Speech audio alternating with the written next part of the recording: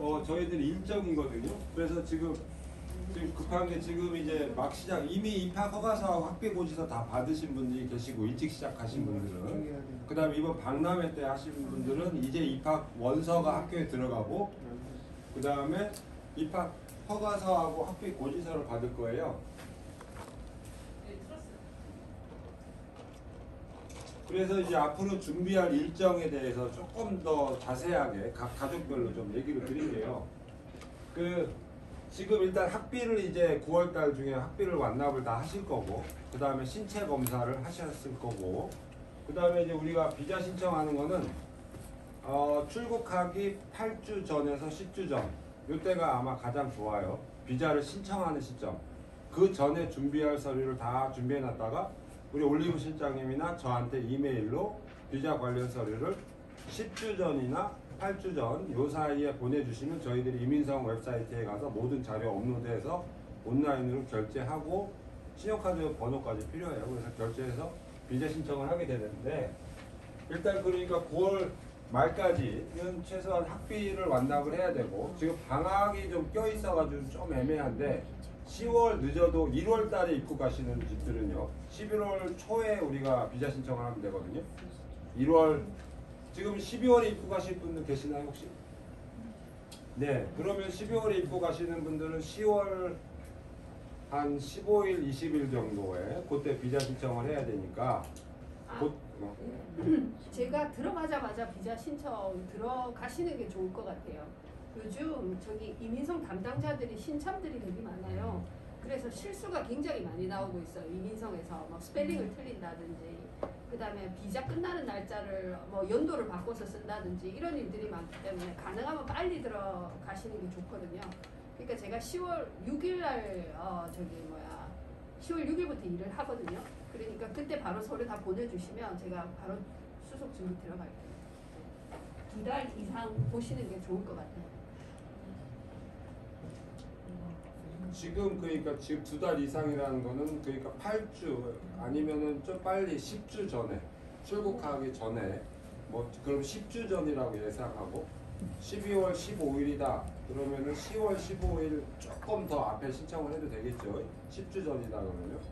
그러니까 그런 모든 서류를 갖다가 이제 보내주시면 되고요. 신체 검사는 좀 이따가 다시 한번 설명을 해드릴게요. 아직 지금 예약만 하고 지금 안 하신 분들이 계실 것 같은데, 그 다음에 이제 비자 신청 좀 나중에 이제 준비 서류도 제가 세부 항목별로 다시 알려드릴게요. 가족관계 증명서하고 잔고 증명서도 이 뒤에 자세한 내용이 나오니까. 그 다음에 이제 우리가 10월 초에 되면 아까처럼 12월에 입국하시는 분들부터 시작을 할 거예요. 1월 만약에 20일, 뭐 1월 15일, 20일, 1월 좀 하순경이다. 그럼 11월 넘어가서 신청해도 충분합니다. 그 날짜를 따져보시면. 그렇게 해서 우리가 비자를 할 거고요.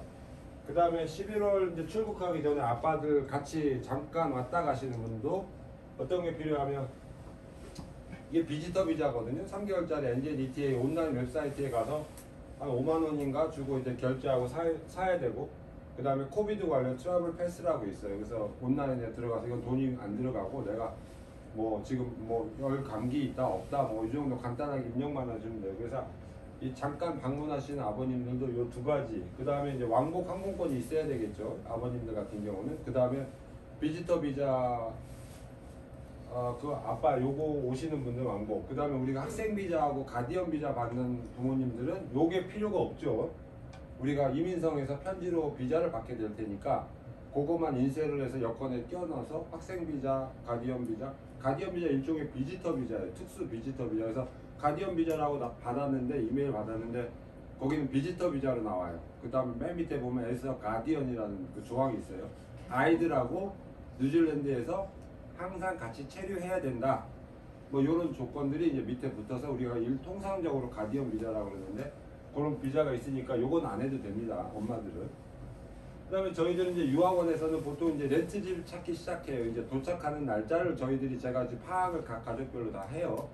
항공권 구입하시면 저희들한테 알려주시고, 보통 4주 전이나 5주 전에 4주 전이나 5주 전에 빈집을 보통 찾게 돼요. 그때 이제 집이 올라오니까 부동산 리스트에. 그 다음에 이제 연말에 내년 초에 귀국하는 집이 올해는 그렇게 많지가 않아요. 한 10집 정도인데 요런 정보도 이제 저희들이 뉴질랜드 돌아가면 10월 초부터는 아마 카페에 엄마들이 직접 올리거나 아니면 저희들한테 특별히 요청하시는 분들도 계신데 가능하면 뭐 그 날짜 내가 입국하는 날짜하고 그분들 나오는 날짜하고 좀 비슷하게 첫째 맞아야 되고 그 다음에 차량 살림살이 가격도 나한테 맞아야 되고 렌트집도 뭐 입주 날짜 뭐 상태도 좋아야 되니까 그런 것들을 아마 가능한 최대한 많이 카페에 좀 올려놓고 좀 여러분들이 많은 분들이 좀 보실 수 있게 이렇게 해야 되지 않을까 싶어요. 그래서 렌트집 잡기도 어쨌든 10월 달부터는 교육세 집이고 그 다음에 11월 달부터는 저희들이 새 집을 찾아서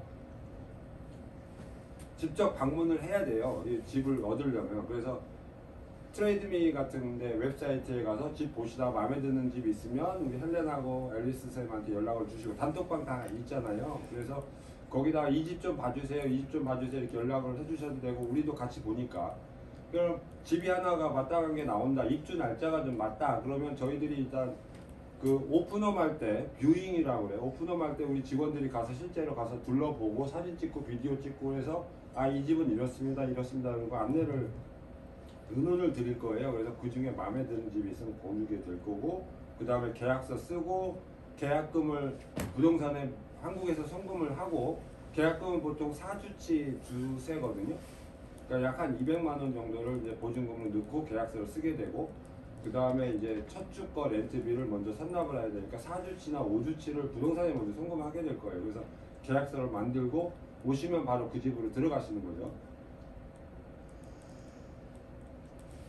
그리고 이제 보통 이제 비자는 이제 뭐 11월 초부터 아니 12월 초부터 보통 크리스마스 전에 12월 25일 크리스마스 여기 이민성도 휴무 기간이 있거든요.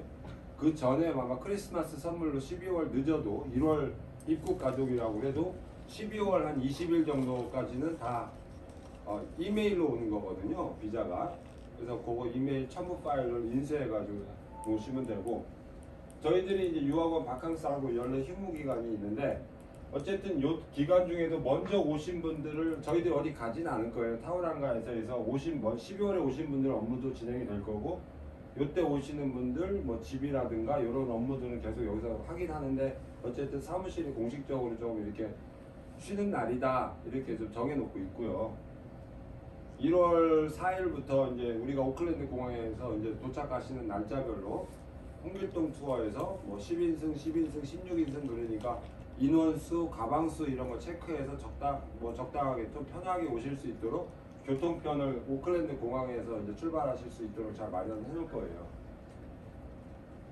오시면 이제 1월 달에 좀 일찍 오시는 분들은 아빠랑 뭐 여행도 하셔도 되고 12월부터 1월 달에는 학원에서 영어 수학, 뭐 오리엔테이션 영어 수업 같은 것도 하거든요, 저희들이. 아이들이 뭐 한 2주 정도는 현지 영어 선생님하고 영어 공부를 뭐 하루에 1시간, 2시간 정도씩 이렇게 하면서 한 뭐 5번, 10번 정도 하고 그 다음에 초등학교로 입학을 보통 뭐 인터나 칼리지 같은 경우도 다 학생별로, 학년별로 이렇게 좀 발단상 소규모로 할 거예요. 한 5명, 6명 뭐 요 정도가 한 그룹인데 그렇게 해서 아카데미 수업도 할 거고 그 다음에 학교 입학 전에는 예비 소집일이 보통 있어요. 각 학교에 올해 입학하는 학생들이 많아서 한 2번씩 나눠서 하는 학교도 있을 수 있을 거예요. 그래서 이제 예비 소집일날 학교에 가서 뭐 초등학교 같은 경우는 교복도 사야 되고 문구류도 받아야 되고 보통 1월 30일이나 31일 날 월화 이때 많이 잡힐 거예요. 학교는 2월 1일이 수요일인가 그러니까 그때부터는 교복 입고 도시락 챙겨가지고 애들 그냥 학교로 보내시면 이제 2월 1일부터는 바로 수업 시작하는 겁니다. 그리고 이제 학교는 그렇게 돼 있고 여기에 일정표대 뭐 궁금하신 거 있나요? 이해가 안 되는 게? 신체 검사 아직 안 받으신 분 혹시 있나요? 다 받았나요? 신체 검사는? 아직 안 받았어요. 아직 안 받았어요? 신체 검사 잠깐만 그 올리브 씨가 좀 설명을 해드릴게요.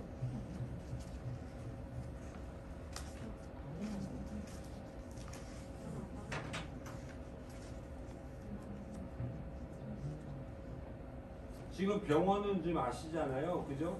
이 크게 보면 요 4개 병원, 강남 세브란스, 신촌 세브란스, 강북 삼육 메디칼 센터, 그다음에 부산 해운대 백병원 4군데 온라인으로 예약을 하시면 되고요. 보통 예약자인데 한 일주일 정도가 걸린다고 생각하시면 돼요. 그래서 미리 예약을 하시는 게 좋을 것 같아요. 가는 날짜를 예상을 해가지고. 그리고 여기 보시면 뉴질랜드 비자 신청서 필수 기재 사항에서요. 어머님은 비지터 비자를 틱하셔야 돼요. 여기 어디쯤이냐면 맨 위에. 예, 맨 위에 여기입니다. 비지터. 이게 어머님이 가디언이시긴 한데 비지터 카테고리에 들어가는 거거든요. 그래서 어머님은 비지터를 하셔야 되고 아이들 같은 경우에는 스튜던 비자 여기에 틱하시면 됩니다. 그리고 이제 가장 헷갈리는 게 뭐냐면요. 아이들 중에 만 나이로 11세, 11세 이상일 때만 엑스레이 찍으시면 되거든요. 만 11세 이하인 경우에는 엑스레이가 필요 없습니다. 학생 비자인 경우에. 그리고 6개월 미만으로 공부를 하시는 경우에는 신체 검사 자체가 필요 없어요. 그래서 그 다음에 6개월에서 12개월 사이에는 어머님도 엑스레이만 찍으시면 됩니다. 그러니까 1년이 넘어갈 때만 풀 메디칼이라고 해갖고 전체 신체 검사가 필요하고요. 12개월 미만이실 때는 어머님도 엑스레이만 찍으면 되고 아이들이 11세 미만이면 아이들은 아예 신체 검사가 필요 없습니다. 예, 그래서 이게 제일 아마 헷갈리시는 것 같아요. 그 다음에 여기 지금 레지던스 쪽에는 아무것도 틱 안 하셔도 돼요. 그러니까 여기 템퍼러리 이쪽에만 틱 하시면 되는 겁니다. 그 다음에 옵투 레지던스도 필요 없고요. 근데 지금 이게 지금 신체 검사 날짜 기준으로 해서 12개월에서 24개월일 때만 풀 메디칼이라고 해서 엑스레이하고 전체 신체 검사가 필요한 겁니다. 이거 다 이해되시죠? 그래도 지금 만약에 여기 초등학교 2어 6까지는 신체 예. 검사가 필요 없어요. 아무것도 예. 안 해도 돼요. 강남 세브란스 병원에서 간혹 엑스레이 안 했는데 메디칼은 해야 됩니다. 이렇게 하는 경우도 있다고 그래요. 네, 초등학교 그러면 그건 안 해도 되고요. 저한테 전화 주세요. 그쪽에서 헷갈려하거나 하시면 저한테 전화 주시면 더 정확하게 얘기 드릴게요. 어쨌든 만 11세 미만이면 신체 검사 안 받아요. 안 아무것도 안 받아도 해도 됩니다. 됩니다. 네. 예, 그게 이쪽에 있는 병원에서 헷갈려갖고 제너럴 메디칼을 하라고 할 때가 있더라고요. 근데 전혀 필요 학력 없어요. 기준으로 하면 안 되고 네, 나이 신체 나이 검- 기준입니다. 신체 만 검사를 11세예요. 만 11세 이하인 경우에는 엑스레이 필요 그러면 없어요. 그 만 11세 이하이면 안 받는데 그 기준이 엄마가 그 비지터 비자 신체 검사를 하는 날짜 기준으로 예, 날짜 그 기준입니다. 맞는 거죠? 그게 심지어는 하루 차이가 나도 엑스레이를 안 찍어줘요. 이게 정확하게 11세를 넘어야 돼요. 그래서 어떤 경우에는 비자 심사가 들어가 있는 기간에 아이들이 11세가 될 때가 있어요. 네네. 그러면 그때 이민성에서 다시 엑스레이를 하라고 나올 때도 있습니다. 담당 중에. 아주 드물긴 하지만 간혹 있는 일입니다. 그러면 해야 예. 되는 거죠? 예, 해야 돼요. 아. 예, 어떤 운이 좋으면 그냥 넘어가는데 어떤 좀 까다로운 담당자들은 그때 또 날짜 체크를 해서 엑스레이를 안 냈다고 내라고 할 때가 있더라고요. 근데 신체 검사 이 기간에서 11세 이하인 경우에는 아예 안 찍어줘요. 그거는 그래서 한 이틀, 3, 4일 이렇게 차이 나시면 차라리 넘겨서 그냥 찍고 가시는 게 더 현명할 수도 있어요. 2번 걸음 안 하시게. 근데 뭐 한 달 정도 차이 난다 하면 그냥 찍지 마시고요.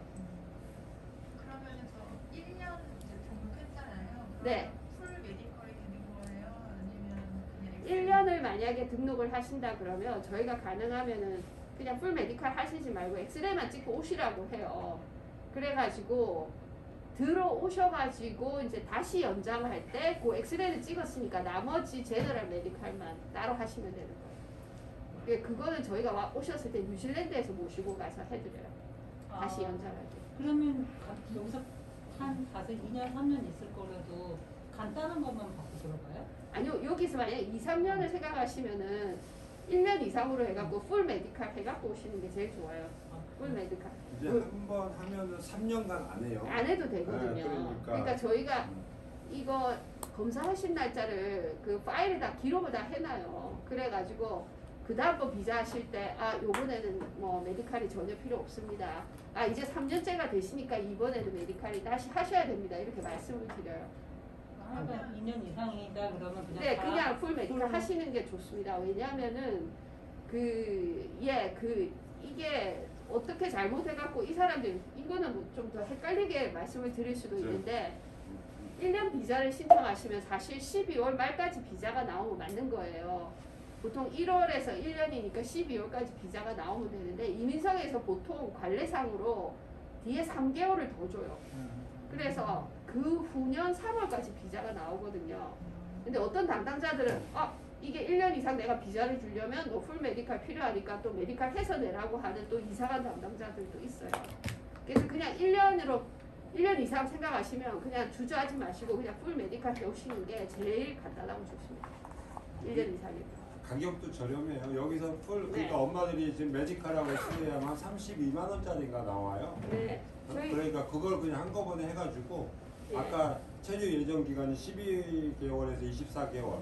네. 딱 1년만 하겠다라는 1년 하고 진짜로 돌아오겠다. 이게 굳은 결심을 갖고 있는 분들만 네. 딱 엑스레이만 하시고 찍으시면 돼요. 나머지는 다 그냥 예. 12개월 어차피 있게 되거든요. 1년 네. 계획 하더라도 다 연장해갖고 3년, 10년까지 듣는 엄마도 있으니까 어쨌든 무조건 그 엄마들은 메디칼 검사라는 게 피검사, 소변검사, 그 다음에 내과 이 진료 뭐 이런 거 검사를 다 해요. 그래서 한 번 하시고 3년 동안 다시 안 하거든요. 그래서 그걸 하시고 3년이라는 기준이 그 비자 그 나오는 날부터 3년. 아니요. 들어간 그 날짜 들어간 기준으로 날짜. 돼요.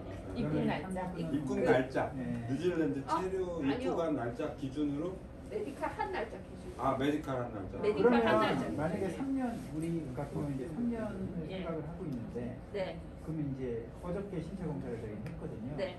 그랬을 경우에는 10월이니까 맨 마지막에 한번더 해야 된다는 한 번 더 한 해야 번 더 해야 가능성이 되는 그 거. 있어요. 며칠 때문에 네. 한 달 때문에 네, 근데 제가 대충 그때 봐가지고 한번 체크해봐드려요. 왜냐면은 네. 이렇게 날짜를 거꾸로 세알리거든요. 네네. 그래갖고 이게 3년이 되는지 안 끝나는 되는지 신청하는. 날짜. 그러니까 신청을 아예 10월에 해버리는 거예요. 마지막 비자를. 그러면은 그 메디칼이 3년이 안 될 수도 있잖아요. 그러니까 미리 비자를 일찍 신청해 너무 보시는 일찍 거죠. 신청하기. 그때는 10월에 신청. 예. 그러니까 그 뭐 다음에 2월 그때 1일에 한번 의논을 드려보는 게 제일 좋을 것 같아요. 궁금한 건 네, 그 현지에 있는 동안 만 11세가 넘으면 네. 연장해야 되잖아요. 네. 그러면 이런 신체 검사 여기서 해서 미리 해서 하는 게 좋나요? 현지에서 하는 게 그 어차피 엑스레이를 찍을 수가 없어요. 11사가 되지를 않으면. 안 찍어줘요? 네, 안 찍어줘요. 그러니까 들어오셔가지고 다음번 1년 후에 비자 신청하실 때 보면 이미 11사가 넘어 있거든요. 그러니까 이미 비자가 나온 거에 대해서 또 연락 와갖고 너 엑스레이 찍어야 돼 이러지는 않아요. 비자는 한 번 나오면 끝이에요. 그러니까 그 다음번 비자 신청하실 때 저희가 모시고 가서 애들 엑스레이 다시 찍어줘요. 사우랑가 병원이 있습니다. 사우랑 병원이 있는데 여기보다 비용이 약간 비쌉니다. 풀 메디칼 같은 경우에는 한 45만 원 정도고요. 그 다음에 엑스레이 같은 경우에는 한 24만 원 정도가 소요돼요. 네. 한국에서 할 수 있으면 한국의 엄마들은 당연히 훨씬 더 싸겠죠. 네. 비자 신청 먼저 하세요. 질문. 풀메디칼 해서 갔잖아요. 네. 3년이 지나서 다시 또 하면은 네. 또 다시 풀메디칼로 또 하는 예, 거예요. 풀 메디칼 해야 추가 됩니다. 조금만 뭐 이게 하는 거 왜냐면은 이미 체류가 3년이 넘어버리는 거예요. 그래서 뭐 추가로 엑스레이만 찍고가 아니고 풀 메디칼로 다시 들어가요. 네. 그래서 엄마들이 이런 경우가 있어요. 거기가 좀 비용이 비싸니까 연말에 어차피 비자가 연말에 경신하니까 한국에 나왔을 때 그때 한국 병원에서 다시 3년 이상 넘어가는 집들은 한국에서 신체 검사를 해도 됩니다. 그러니까 신체 검사를 하게 되면 결과는 일단 이민성으로 무조건 들어가요. 네. 그 다음에 그 유효 기간이 3개월이에요. 실제 검사 결과가. 네, 그러니까 그것도 3개월 중요합니다. 안에 우리가 이제 비자 신청을 하게 되는 거죠. 그럼 네. 우리가 비자 신청하면 미리 들어와 있는 실제 검사를 결과를 찾아서 이렇게 묶어요. 담당자가 이 두 가지를 묶어가지고 이제 비자를 심사해서 주는 거거든요. 그래서 우리가 신체 검사를 아까 일찍 해가지고 갖고 있는다 이건 안 되죠. 그러니까 3개월 안에 해당되는 비자를 신청해야 되니까. 그래서 나중에 네. 타우랑가 병원에 와서 이어 7 들어갈 때도 해야 되는 거고, 그 다음에 이제 이어 6에서 7으로 넘어갈 때 타우랑가에서 이 초등학교 6학년 다니다가 7학년으로 올라갈 때 그때 타우랑가에서 엑스레이 검사만 하고 아이들은 그 다음 학생 비자로 넘어갑니다. 학생 비자 비자 유효기간 3개월이 참 중요한 게요. 내가 만약에 10월에 찍었으면 비자가 적어도 10월, 11월, 12월 말까지는 들어가줘야 돼요. 만약에 요 3개월에 하루나 이틀이 지나도 이민서에서 다시 찍으라고 나와요. 그래서 그 날짜 꼭 숙지하시는 게 좋을 것 같아요. 저한테 미리 또 언급을 해주시면 제가 가능하면 그 비자를 3개월 안에 들어가도록 예를 쓸게요. 당연히 그렇게 네. 하고 있죠. 지금 네. 일정상으로 보면 그렇게 돼 있거든요. 지금 9월에 뭐 8월에 뭐 신체 검사한 분들은 늦어도 그 날짜부터 신체 검사한 날부터 3개월 이내에다가 우리에다가 모든 자료를 주시고 이민석이 신청한다 이렇게 그러니까 되는 비자 거죠. 개시일로부터 3개월 안에 들어가야 되는 건가요? 그 신체 메디칼 검사, 신체 검사 검사 날짜에서 3개월 안에는 비자가 들어가요. 그러니까 비자가 들어가야 되는 비자 거예요. 네네 신청. 비자 신청이 아예 네. 들어가요. 네. 자, 그럼- 입국으로 좀 아 입국은 아니고. 네. 네. 그 뒤에 보면은 비자 관련 서류. 네. 아 저 여기 이제 목소리 조금 크게 해. 저 저 들리세요 목소리가- 뒤에? 마이크 좀 줄까? 아니 이거 마이크 이거 이거 빼면 때문에. 될 것 같아. 이거 이거 빼고 빼고. 내가 떨어져 있을 테니까. 신고 안 하겠습니다. 아니 저희가 비자 처리할 때 제일 중요한 게요. 제가 이민성에 등록을 해드려야 되거든요. 그러니까 네이버가 제일 인증받기가 좋아요. 네이버 이메일이. 그래서 저한테 네이버 이메일하고 그 네이버 이메일 쓰실 때 쓰는 비번을 제일 먼저 보내주시는 게 좋습니다. 내 이메일 비번을 왜 필요로 하시냐 뭐 얘기를 하시는데 이게 인증을 받을 때 어머님하고 통화하면서 인증 들어왔어요. 그거 몇 번이에요? 이렇게 하다 보면 이게 안 돼요, 잘. 그래서 제가 가능하면은 어머님 네이버 이메일로 들어가서 인증이 들어오면 제가 클릭하고 또 뭐 거기 질문 들어오면 또 답하고 해갖고 바로 제가 인증을 다 해드리고 있어요.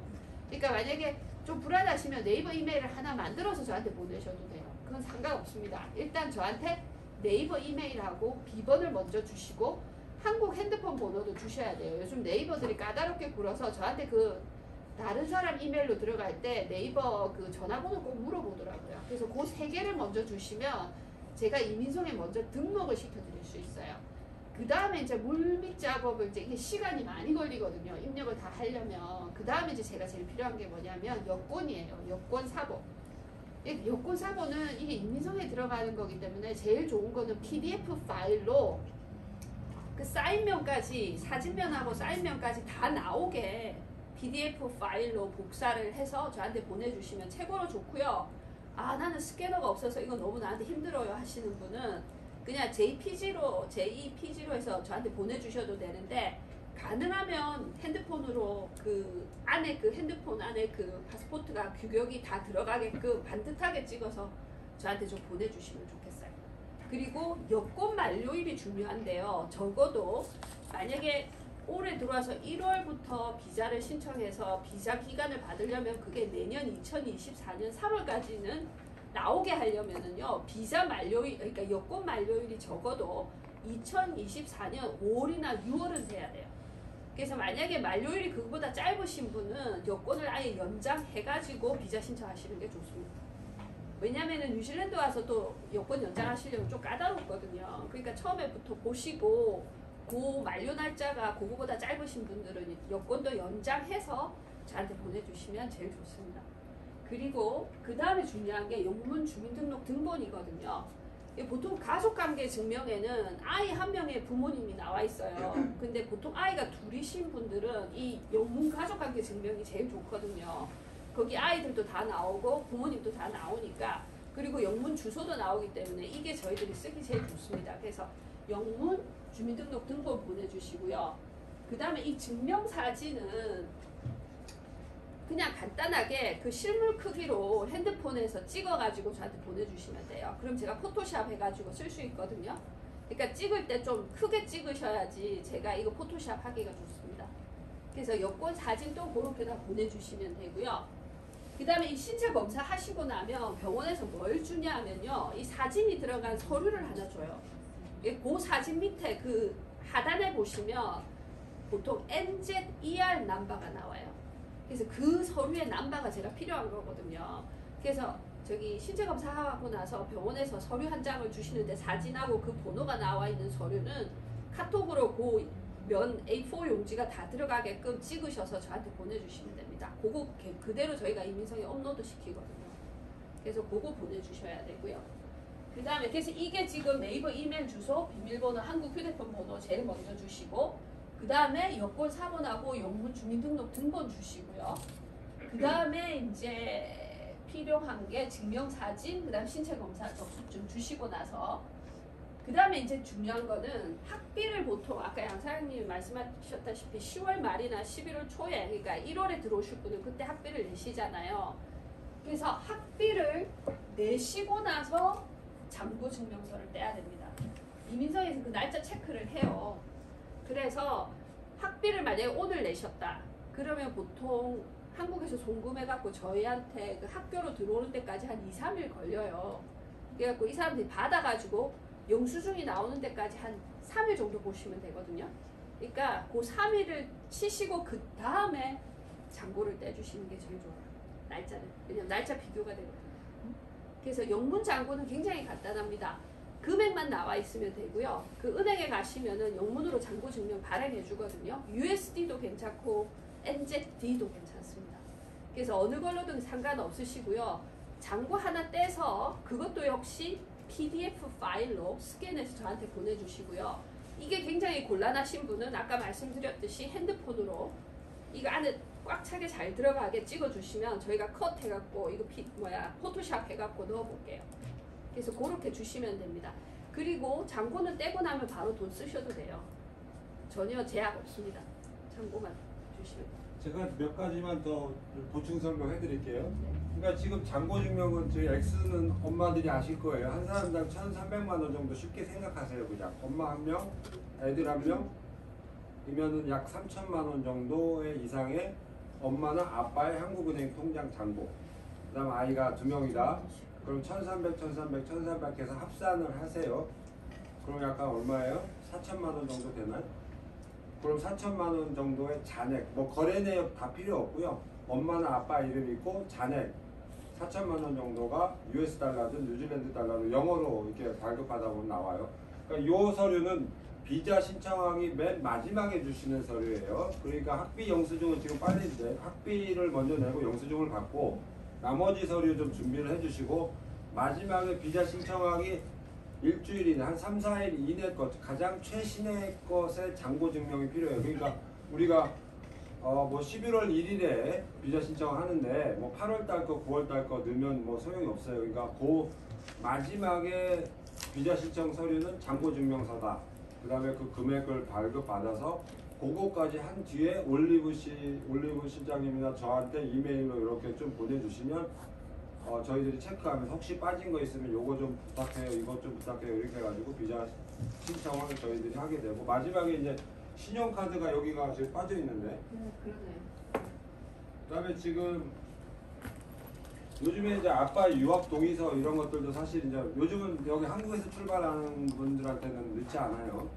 그래가지고 이제 아빠가 이제 유학 동의한다라는 데 서명을 하거나 뭐 여러 가지 다른 양식을 추가적으로 요청할 수도 있어요. 이민성에서 우리가 이민성에다 신청을 하고 나면 말도 안 되는 뭐 추가 서류를 요청하는 경우도 있어요. 근데 그게 뭐 기각이 되는 건 아니고 심사관이 봤을 때 막 이런 추가 서류, 요건 일반 공통 서류고요. 각 과정별로 뭐 한 가지, 두 가지 정도 더 나올 수는 있어요. 그래서 그거 달라고 그러면 그거 준비해서 다시 온라인에다가 업로딩 해주면 계속 심사가 진행되고 승인이 되는 거니까. 그러니까 마지막에 신용카드는 뭐 저희들이 다른 데 안 씁니다. 그냥 신용카드 저 올리브나 저 개인 카톡으로 신용카드 하나 찍어서 비자나 마스터카드로 찍어서 주시면 어른은 260, 어른이 어른이 246불이고요. 아 240. 그리고 저기 학생은 430불입니다. 네. 그래서 보통 한 가족의 학생 2명하고 어머니 하시면 한 1,000불 정도 든다고 보시면 돼요. 1,000불이면 한 820원, 1,000불이면 82만 원 정도가 되겠죠. 이 옛날 거네. 학생 비자가 430불, 엄마 네. 비지터 비자는 246불. 네. 뭐 이 정도. 비지터 비자 많이 하는데 학생 비자는 100불 정도 올랐어요. 그 사이에. 네.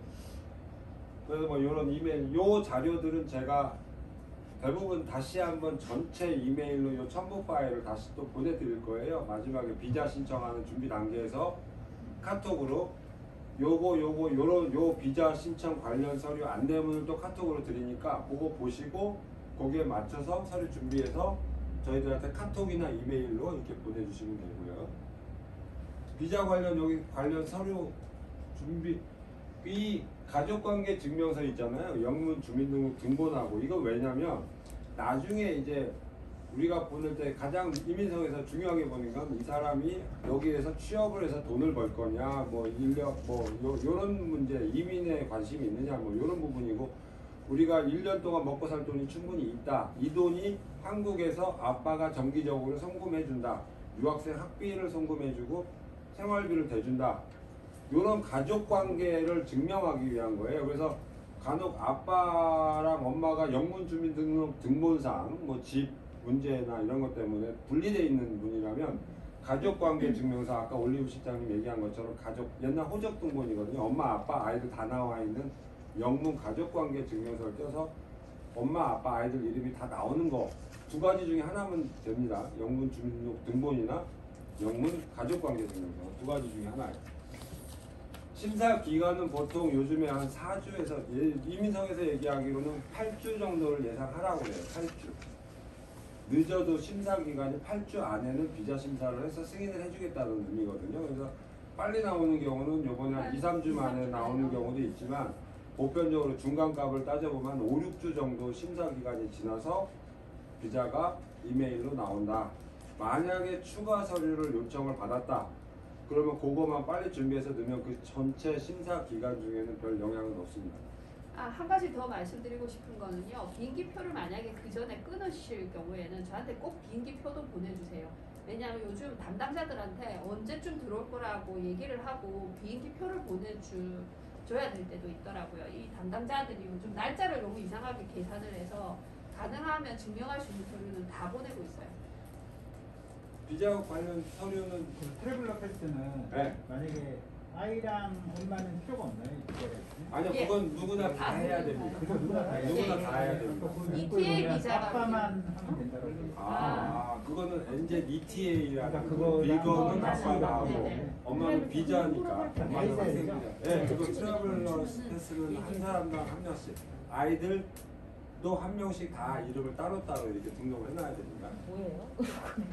그거 간단해요. 온라인으로 와서 애들 이름하고 생년월일 쓰고 뭐 입국 날짜 적고 이렇게 하면 되니까 그렇게 복잡하지 않습니다. 그거 네, 온라인. 뉴질랜드 트래블 파스 이렇게 찾으시면 다 나올 거예요. 뭐 사이트 보면 이렇게 연결되더라고요. 네. 그 상태로 해가지고. 그 다음에 이제 내년도 학기 일정은 아시죠? 대부분 2월 1일 날 시작해서 10주 수업하고 2주 방학, 10주 수업 2주 방학 이렇게 가죠. 그래서 이때가 이제 겨울 학기, 여기 2주 방학, 2주 방학이 있고 마지막에 12월, 그러니까 15일 날 대부분 이제 칼리지 같은 경우 좀 일찍 끝나요. 12월 10일 정도 끝나니까 인터미디어트까지는 15일 정도에 수업을 하고 칼리지 같은 경우는 12월 10일 정도면 일단 끝나고요. 방학이 너무 많은 것 같아요. 방학이 그렇죠. 네. 그러니까 엄마들이 저 뭐 여기 같이 지내다 보면 야 조금 학교 다니는데 보면 방학이라고 좀 지금 방학이에요. 이제 다음 주 2주간 네. 거기는 그 3학기 안에서도- 끝나고 2주 쉬고 이제 10월 17일부터 4학기 마지막 시기입니다. 저 보통 2주 방학이 있을 때 저희가 저희 유학원협회 아카데미라고 학원이 있어요. 거기서 방학 특강 같은 것도 하거든요. 그러니까 뭐 라이팅 특강을 한다든지 수학 특강을 한다든지 그런 거 좀 보내시고 여행도 하시고 하시니까 들어오신 분들은 되게 만족하시더라고요. 그런 방학 기간 동안에 좀. 방학 기간 동안 또 여행도 같이 다니잖아요. 네. 우리가 단체 여행도 가고 가족 아빠가 또 한국에서 오시면 그때 방학 때 같이 여행도 좀 하시고 이렇게 해서 1년 금방 가더라고요. 네. 진짜 빨리 가더라고요. 네. 1년이. 그 전체적인 이제 플로우를 다시 한번 체크를 하면서 우리가 지금 한번 볼 텐데 지금 이제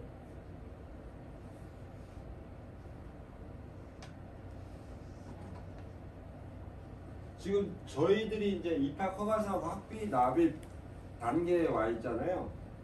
학비를 학교로 송금을 하시고 영수증을 저희들이 받아서 보내드릴 거고 완납 다 하시는 거예요.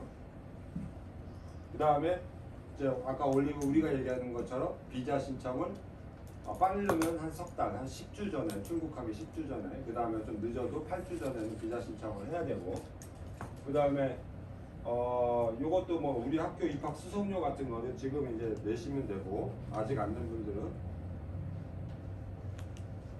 신체 검사 아까 제가 뭐 올리브 선생님 얘기했겠지만 간단하게 11세 미만 없고 엄마는 메디칼하고 엑스레이 두 가지 하면 되고 병원이 있고 항공권은 지금 엄마들 같은 경우는 항공권 어디 있어? 항공권 같은 경우는 지금 엄마들 학생 비자하고 그 가디언 비자 있는 분들은 편도 항공권만 있으면 올 수 있고요. 아빠들 다녀가시는 분들은 오는 날짜 3개월 이내에 귀국하는 날짜 왕복 항공권 사시면 되고요. 그 다음에 오클랜드 도착하시기 전에, 그러니까 우리가 또 마지막 한번 한국에서 출국하기 2, 3주 전에 다시 한번 저희들이 출국 전 마지막 필수 준비물 그래서 또 안내를 해드리는데, 그때 보면 그 기내에서 작성하는 그 어라이벌 카드가 있어요. 생활 신고서 요런 작성하는 거, 특히 이제 음식물이나 뭐 요런 것들 조심해라 요런 내용들도 마지막 단계에서는 또 다시 한번 오클랜드 공항에서 또 픽업 준비하는 상황까지도 다시 한번 체크를 해드릴 거고요.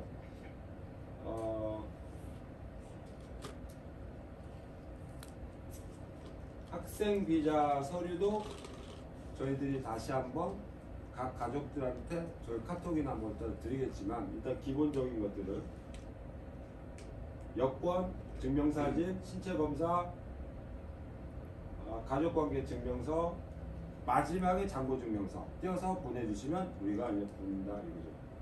기타 준비물에 예방접종 증명서가 있어요. 칼리지하고 인터미디어트에서 캠프도 가고 트립도 가거든요. 그래서 일반 우리 예방접종 증명서 받은 거 있잖아요. 거기 온라인으로 다운로드 돼서 발급해서 저희들한테 보내주시도 되고요. 그러면 각 학교에 이런 추가서를 요청하는 학교가 있거든요. 파상품 같은 거 캠프 가야 되니까 이런 거 맞았냐 이거 물어보는 거 있어요. 예방접종 증명서, 코로나 말고 그냥 일반 예방접종.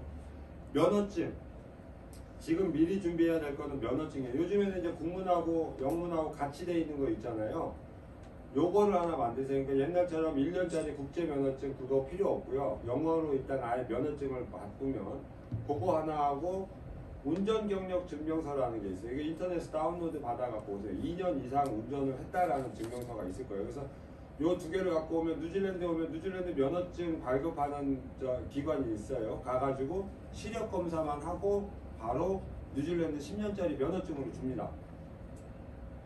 그래서 뉴질랜드 안에서 뭐 신분증으로도 사용이 가능하죠. 그 10년짜리 유효기간이 있는 면허증이니까. 그래서 그 두 가지는 꼭 면허증하고 운전 경력 증명서 좀 적어주시고, 의료보험 같은 경우도 지금 이제 보통 우리가 여행자 보험을 따로 항공권을 구할 때 살 거냐 말 거냐 물어보는데, 여기 뉴질랜드 현지 의료보험, 여행 및 의료보험, 여행자 의료보험을 구입을 하시면 여기 한국에서 출국 비행기 탈 때부터 그게 적용이 돼요.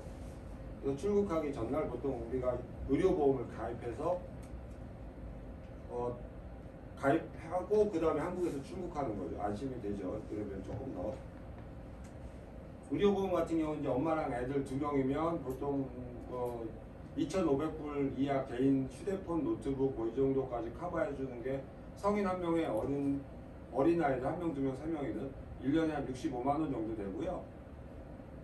학생 그 다음에 아까 엄마 성인 하나하고 아이들인데 개인 소지품은 안 하고 순수하게 무제한 의료비 커버만 하겠다. 의료비, 병원비만 한 45만 원 정도 돼요. 성인 하나하고 아이들 묶어가지고 의료비만 가입할 경우에. 그러면 이제 아이들이 이제 그 의료보험 가입 기간 중에 뭐 감기 걸렸다 뭐 이런 것들 병원에 가서 뭐 치료받은 거 그 기간 안에 생긴 질병에 대해서는 다 무료로 아이들은 받게 되고, 유학생들은 이 의료보험을 꼭 학교에 제출해야 돼요. 그래야 학교 입학이 돼요. 엄마들도 필수는 아니지만 엄마도 어차피 아플 수 있으니까 가족형으로 이렇게 묶어요. 성인 1명, 아이들 동반자녀. 그래서 다 가입을 하게 되고요. 출국 전에 가능하다는 말씀이죠? 네. 네. 그럼 그 여기까지 가봐봐. 그러니까 오는 예를 들어서 항공기 결항이나 뭐 분실물이 생겼거나 막 이런 것들도 커버가 되니까 가능한, 따로 우리 항공권 살 때 여행자 보험 가입하듯이 미리 의료보험을 가입을 해요. 전날이나 하루 이틀 전에. 그러니까 일주일 전에 저희들이 또 안내물 드니까 의료보험 요거가 있고 요거가 있는데 어떤 거를 가입을 할까요? 그러니까 개인 소지품까지 넣을 거냐, 순수하게 의료비만 할 거냐, 그걸 골라가지고 가입을 먼저 해놓고 그 다음에 출국하시면 좋겠죠. 우체국에서 뭐 서포로 보내는 것도 엄마들이 많이 물어보더라고요. 근데 사실 우체국에서 미리 출국하기 전에 가면 짐이 하나도 없으니까 미리 서포를 좀 보내놓고 갈까라고 생각하시는데 어때요? 올리브 서포는? 그 부분은 좀 보통 보낼 거 없죠. 근데 지금 우체국에 가면은 지금 항공서포만 가능해요. 지금 네. 예전에는 해운으로도 받았어요. 근데 항공서포는 일주일 정도 걸려요. 근데 한 박스당 한 15만 원 정도 달라고 그럴 거예요. 그래서 뭐 급하게 보낼 것들은 아빠들이 나중에 뭐 반찬이나 급하게 하는 거는 뭐 작은 박스 같은 건 우체국에서 항공으로 보내도 되는데 해운으로 보내는 것들은 보통 한 박스에 그러니까 해외 이삿짐 센터가 있어요. 우리 카페 보면 오클랜드에 있는 우리 요즘에 뉴질랜드 국제해운인가 우리 카페에 자꾸 올리는 그 오클랜드 그 한인 업체도 있고 국내에서 OK 딜리버리나 뭐 쉽투유 뭐 이렇게 해외 이사 치면 업체가 있어요. 그러면 어떻게 하냐면 집에서 박스 뭐 한 10개를 그쪽 창고로 보내고 그 친구들이 그걸 묶어가지고 컨테이너에다 담아가지고 뉴질랜드 갖고 와서 집까지 배달을 해줘요. 근데 한 40일에서 50일 정도 걸릴 거예요. 그러니까 보낼 만한 게 옷이나 책이나 뭐 부엌용품이나 뭐 이렇게 썩지 않는 것들 보통 이런 것들을 보내겠죠. 근데 뭐 거기 가면 다 있으니까 그 항공료 한 박스당 뭐 5만 원씩이면 그 돈이면 거기서 다 사지 않나? 그렇죠. 저희가 식품점이 2개 있어요. 한국 식품점이. 근데 약간 여기보다 비싸긴 하지만 그 항공료 생각하시면은 그냥 오셔서 사시는 게 더 낫지 않을까 해요. 소포 보내는 거는 일단 우리 유학원 주소로 보냈다가 나중에 그쪽에서 오클랜드 쪽에서 어디로 배달해 줄까요? 이렇게 전화가 와요. 그럼 그때 이제 자기 렌트 집을 바꾸면 그 친구들이 박스를 집으로 갖고 오고요. 요 출국 전에 이제 꼭 준비해야 될 건 맨 마지막 부분에 다시 한번 설명을 드릴게요. 출국 전에 내가 가방 쌀 때 뭐뭐뭐 넣는지 이런 거는. 그 다음에 이제 은행 업무가 좀 중요한데 달러 같은 거, 이게 뉴질랜드 달러는 성인 이제 입국할 때 현금을 얼마큼 가져오느냐인데 성인 한 명당 뉴질랜드 달러 10,000불이에요. 10,000불이면 한 830만 원 정도는 한 명. 그러니까 아빠가 잠깐 오실 때 아빠도 10,000불, 엄마도 10,000불. 정확하게는 9,999불이라고 해요. 10,000불 가져갔다가 한번 걸렸대요. 10,000불 리스된 10,000이니까 9,999불. 근데 뭐 걸린다고 뭐 다른 건 없는데. 그래서 어쨌든 그렇게 두 분이 오시면 뭐 한 2만 불 정도 갖고 오고 한 분은 10,000불 가져오고 오시자마자 뉴질랜드 은행 계좌를 저희들이 만들 거예요. 비자가 있는 상황이고 1년 이상 저기 주택, 집도 있고 비자도 있고 그러니까 은행에 가서 바로 만들고 그 다음에 이제 현금 체크카드 요것도 은행 뉴질랜드 걸 만들 거예요. 그러면 이제 은행 계좌를 만들면 바로 한국에 있는 아빠나 보내서 한국에서 계속 엄마 통장으로 돈을 보내겠죠. 그럼 엄마는 이제 카드 들고 계속 쓰면 되고 그 다음에 이제 중요한 게 만약에 한국 은행을 엄마들이 직접 접속해서 관리하고 싶다.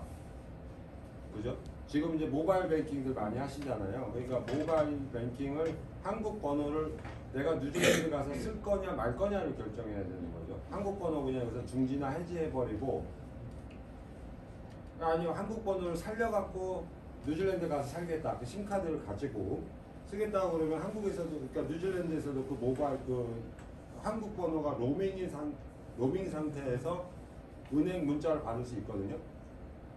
그래서 이제 예를 들어서 이제 뉴질랜드에 가서 모바일 뱅킹으로 내가 한국에 있는 엄마 통장에 있는 돈을 뉴질랜드에 있는 통장으로 이렇게 이체를 해외 송금을 하든가 또 이거보다 조금 보편적인 건 뭐냐면 인터넷 뱅킹이에요. 이거는 이제 모바일 휴대폰 번호가 없는 상황에 노트북으로 들어가서 해외 송금 신청하다 보면 공인 인증서하고 보안카드, 그러니까 옛날로 치면 보안카드인데 요즘은 OPT 단말기 조그만 거 줄 거예요.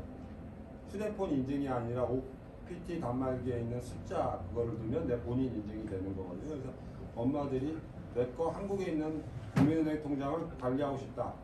두 가지, 모바일 뱅킹이냐 인터넷 뱅킹이냐. 그래서 요거를 관리를 좀 직접 하실 수 있고 첫 번째 해외 송금, 그 해외 송금쯤 이제 학비 송금하다 보면 이제 학교를 가실 거예요. 은행에 가시는데 은행에 가셨을 때 그 한국에서 돈이 나오는 통장 있잖아요. 이거를 유학생 학비 송금 목적으로 일단 지정이 될 거예요. 학비를 보낼 때 학교 관련 서류를 주면 그럼 이 통장 하나, 이 계좌번호 하나에서 연간 미화 10만 불까지는 연간 누적액으로 연간 10만 불까지는 외국으로 송금이 가능해요. 그러니까 국세청에 신고도 안 되고 그냥 이렇게 올 수 있는 게 10만 불이에요. 미화 10만 불. 근데 그걸 안 하고 나면 일반 증여성 송금이라는 건 연간 누적이 5만 불까지밖에 안 돼요. 그리고 5만 불이면 좀 1년 예산으로 좀 적어요. 그래서 가능한 지금 이제 꼭 학비를 송금하러 가셨을 때 은행 갈 때 첫 번째 해야 될 게 학교서를 주고 이거는 이제 유학생 송금은 유학생 학비 송금이니까 1년 내내 10만 불이 나와야 되고 두 번째 그럼 그 통장을 아빠가 한국에서 관리하는 건 아무 문제가 없고 그대로 하시면 되고 만약에 엄마 통장이다 그러면 내가 뉴질랜드에 가서 모바일 뱅킹으로 할 거냐 인터넷 뱅킹으로 할 거냐 거기에 셋업을 좀 해놓고 올리고 오셔야 돼요. 은행 관련 뭐 궁금하신 거 있나? 거기 ANG, ASB 뭐둘 중에 하나 쓸 거. ANZ, BNZ, ASB, 웨스트팩 이렇게 한 4개 정도가 요즘 어디로 많이 가죠? 저희가 이게 비자가 1년 이상 있으신 분들은 ANZ로 많이 하고요. 비자가 1년 이상 가지고 있지 않거나 하시는 분 같은 경우에는 ASB를 많이 쓰고 있습니다. 지금. 그 뭐 은행 간의 차이는 없고요. 어쨌든 뭐 편하게 뭐 여기 저희 유학원 근처에 다 지점이 다 있거든요. 그래서 보통 많이 가고 빠른 데로 갈 거예요. 우리가 빨리 거기- 만들어주는 데. 거기 저기 뭐야 스트리밍으로 해가지고 넣어놓나요? 금액을 많이 보내면은? 금액을 많이 보내면요. 보통 체크 어카운트라고 해갖고 매일 쓰는 어카운트를 하나 주고 그 밑에 세이빙 어카운트를 따로 연결해줘요. 그래서 큰 돈을 그 세이빙 어카운트로 넣어놓고 필요한 돈만 체크 어카운트에 넣어놓고 쓰고 있어요. 요즘에 금리가 어떻게 돼요? 거기 지금 금리가 그렇게 높지는 않던데 한 3%에서 4% 아래인 것 같아요. 3.5 정도? 예, 아직까지 많이 오르지는 않았어요. 그 은행 융자만큼. 예금 이자 말인 거죠? 네, 대출 네. 이자가 네, 아니고. 대출 이자 말고. 근데 예금 이자 그렇게 높지 않으니까 세금도 예. 좀 많거든요. 높거든요. 네. 그래가지고 한 글쎄 실제로는 한 2%도 안 나올 거예요. 예. 예금 조금 이자에 올랐어요, 세금 조금. 떼서. 예, 예. 네. 은행 융자를 아직 못 요즘 따라가고 한국은 있네요. 조금 더 올랐다고 그러더라고. 한국은 네. 예금 이율은. 그죠? 아까 양사님 말씀하셨듯이 그 공인 인증서 요즘은 뭐라고 부르는지 모르겠는데 공동 인증서라고 해서 그것도 굉장히 요긴하게 쓰고 있어요. 만약에 뭐 가족관계 증명을 다시 뗀다든지 수프림 코트에서 또는 뭐 잔고 증명을 1년 뒤에 다시 뗀다든지 할 때 그게 되게 유연하게 쓰이고요. 여기 오시면은 체류 2년이 넘으면 경찰 신원조회도 떼야 되거든요. 그러면 한국에 입국하시지 않고 또는 아버님이 보내주시지 않고 그 공동인증서 있으시면은 뉴질랜드에서 경찰 신원조회 뗄 수 있어요. 그래서 그것도 꼭 가지고 오시면 좋을 것 같아요. 미리 체크하셔가지고. 보통 이제 뉴질랜드 가셔도 휴대폰에 앱을 깔을 거예요. 휴대폰에 그 은행, 현지 은행 앱을 깔아가지고 내가 거래 내역 같은 거 결제되는 거 휴대폰에서 다 보게 되고요. 휴대폰에서 이제 인터넷 뱅킹 아주 쉬워요. 아이디하고 패스워드 거기 뉴질랜드는 뭐 공동 인증서니 뭐 본인 확인이니 뭐 이거 별로 까다롭지 않거든요. 그래서 웹사이트 그러니까 휴대폰으로 자기 뉴질랜드 은행 계좌로 들어가서 옆집으로 바로 우리 공동 구매 많이 하잖아요. 뭐 10불, 20불 뭐 이렇게 다 보내고 현금 체크 카드는 사실 1불, 2불 수수료가 없는 에포스 카드라고 그래요. AFT 포스라는 건데 그냥 1불, 2불 긁어도 아무 수수료가 없어요. 신용카드는 왜 수수료 같은 것도 있고 가입비 있고 뭐 가맹점에서 내야 되는 게 있는데 그게 없어요. 그래서 그 체크 카드 가지고 아무 가게나 모든 가게에서 그 카드 하나가 있으면 다 결제돼요. 이게 좀 편하게 돼 있어요. 저기 어디 글에 보니까 한국 거는 아까 말씀하신 것처럼 핸드폰을 그냥 한국 거를 쓰시는 분들 그냥 계시죠. 가져가는 경우 있다고 그러더라고요. 네, 뭐 네. 그 좀 싼 15,000원짜리 뭐 이런 한 달. 문제로 네, 해가지고 네. 가져간다고 그러는데 그러면 그걸 가져가도 거기서 또 로밍 요금은 또 따로 내는 거예요? 로밍 아니, 안 하는 로밍이랑 로밍이 다르고. 돼 있는 거죠. 아니 그러니까 로밍이랑 다르고 그 통신사마다 다르긴 한데 해외 장기 체류라 해가지고 그 월 한 5,000원대 알뜰폰 같은 경우는 한 1,000원대에도 해가지고 문자로만 받을 수 있고 공인인증서까지 받을 수 있는 그런 요금제가 다 있더라고요. 아, 그런 네, 요금제가 그거를 많이 가지고 있어요. 가면은 제가 알기로는 은행 업무도 그 기존에 이 핸드폰을 가지고 네. 가면은 은행 업무도 볼 수 있는 걸로 알고 있는데 네, 그죠. 그 은행 문자만 되는 걸로. 예, 문자만, 예. 음성이 아니고 문자만. 그리고 통화를 하려면은 그 뭐 제가 찾아봤을 때는 아톡이라는 그런 앱 사이트를 까면은 그 인터넷 전화번호를 한번 받을 수 있어요. 요금을 얼마치만 내면 그거로 공짜로 뭐 관공서나 한국관공서나 이런 통화를 할 수 있더라고요.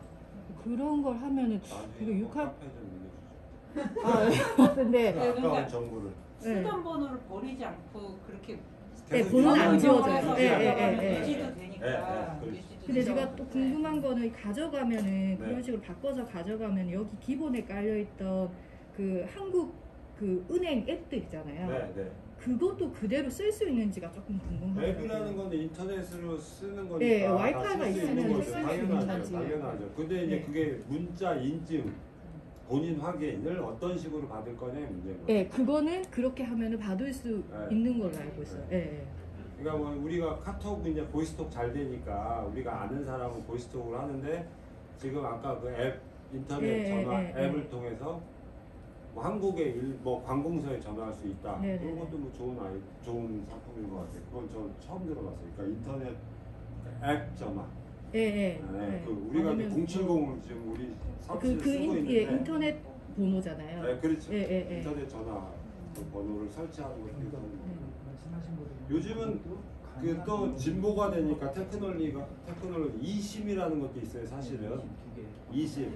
그러니까 지금 한국전화 지금 쓰시는 거에다가 뭐 한 아빠는 뉴질랜드 스파크 전화 인터넷에 들어가면 스파크 번호를 그 심카드 한국 전화에다가 뉴질랜드 번호하고 한국 번호 두 개를 쓰는 아빠도 있어요. 저도 안 해봐서 좀 모르겠는데 그 2심이라는 거예요. 그래서 그 번호를 가지고 있으면 아까 얘기한 대로 한국에서는 저렴한 요금제로 만들어서 문자는 받을 수 있게 하고 뉴질랜드 가면 뉴질랜드 거 그 전화번호로 전화 문자 뉴질랜드 전화 요금 체계에서 이용하는 거죠. 한국 전화 요금 체계, 한국 뉴질랜드 전화 요금 월 얼마짜리, 한국 거 얼마 이게 두 개를 동시에 전화기 한 대로도 쓰는 경우도 있더라고. 요즘 최신 폰에 된대. 옛날 폰 아니잖아. 아이폰 지금 찾아보니까 13? 12부터 제거 되겠네. 근데 여기 11, 11 프로, 11 프로 맥스, 10S, 10S 맥스, XR, 아이폰 SE까지 된다고 했는데 이거는 확인해봐야 될 것 같아요. 국내에 나오는 모델이 22 활성화가 되는지 모르겠어요. 올해 나오는 거 14부터가 그게 되는 걸로 돼 있는데 저번에 확인해봐요. 단기로 왔던 아빠는 한 번 해갖고 이제 14 나오기 전에 13 가지고 아마 했지 않았나? 그러니까 그게 해외에서 구입하실 분도 있었거든요. 그러니까 그거 확인해봐요. 국내에서 되는 그 기종, 그 전화기 기종에 따라서 되는 데가 있고. 그러니까 이번에 나오는 14는 되는 걸로 알고 있는데 그 전에 나왔더라고요. 벌써 1시간이 지났네.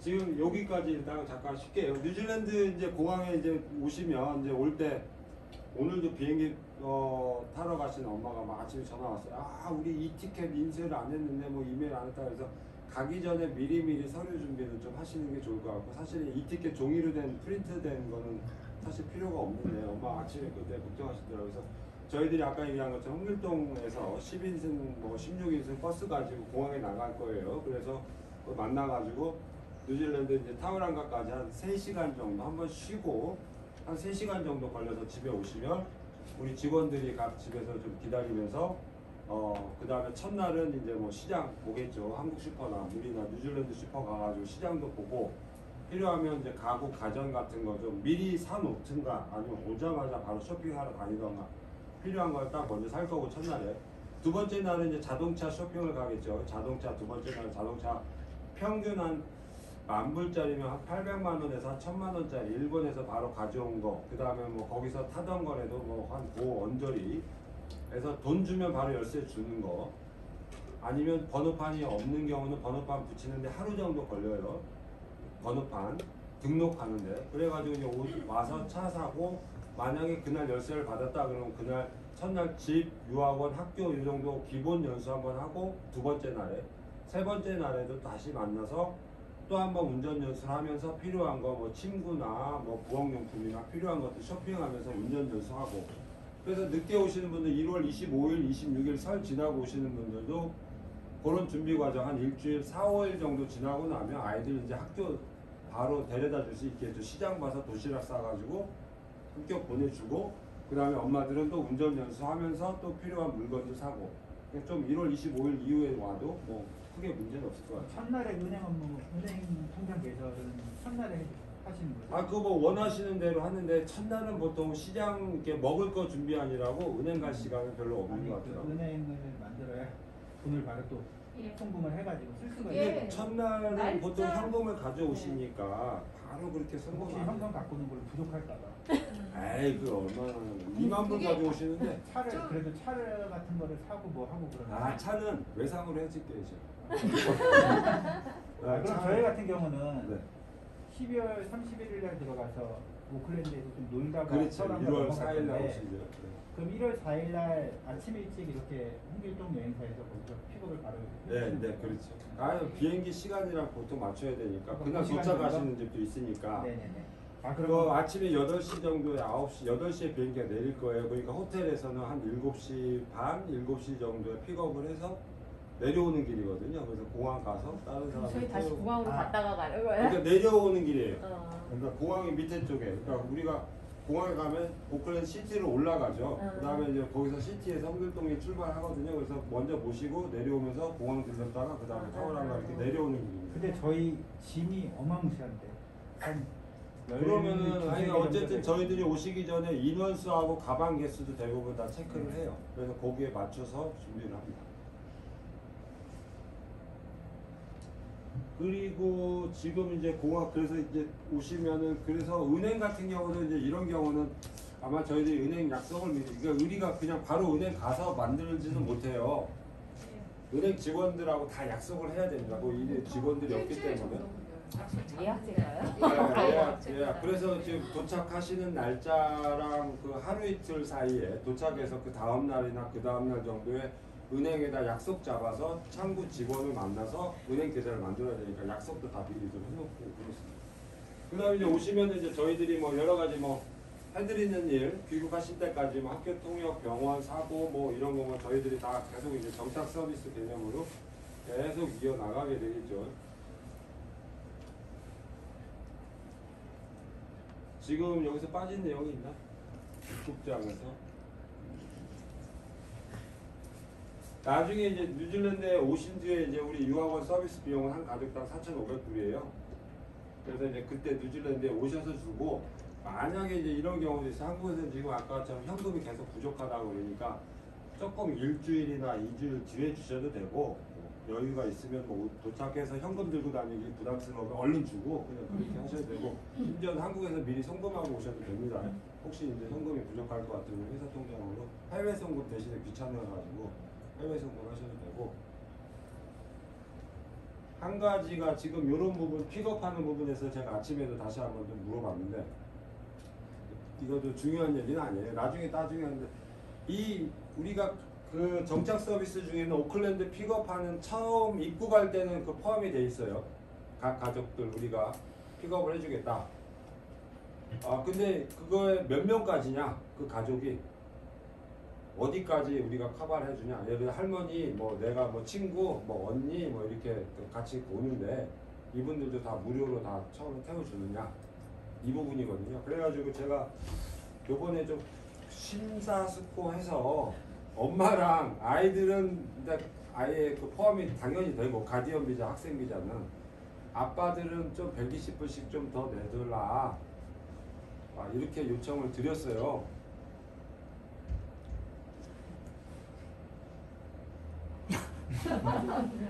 저희들이 다 셔틀에다 내는 비용이거든요. 저희들이 다 인당 내고 있어요. 그래서 그게 가족 수가 많아지는 경우가 있더라고요. 할머님, 이모님까지 다 오시는 경우에 그건 받아야 되는데 아빠까지는 커버해 주셔야 되는 거 아닌가? 그래서 제가 네. 이제 그 중재안에 그런 내용이 있어서 그러니까 아빠, 엄마, 아이들 뭐 이렇게 사지 말고 그러니까 한 3명까지는 3명까지는 우리가 다 포함을 하고 그러니까 4인 가족부터는 아빠를 좀 추가를 해야 되지 않겠느냐 이렇게 지금 생각은 하고 있어요. 약간 개정해서 타협 안정으로.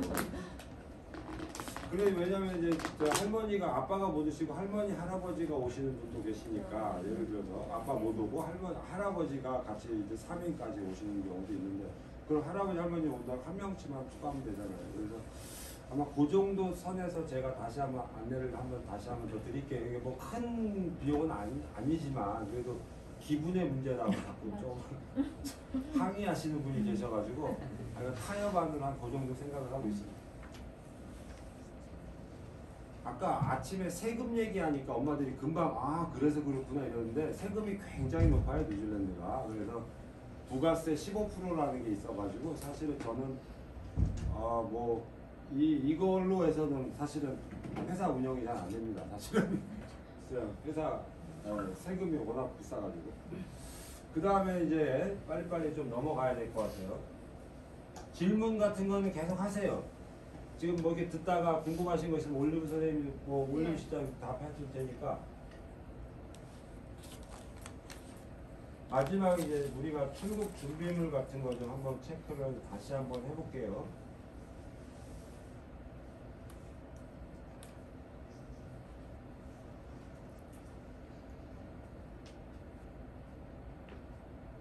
차에 대해서 질문 하나. 네, 충분하세요.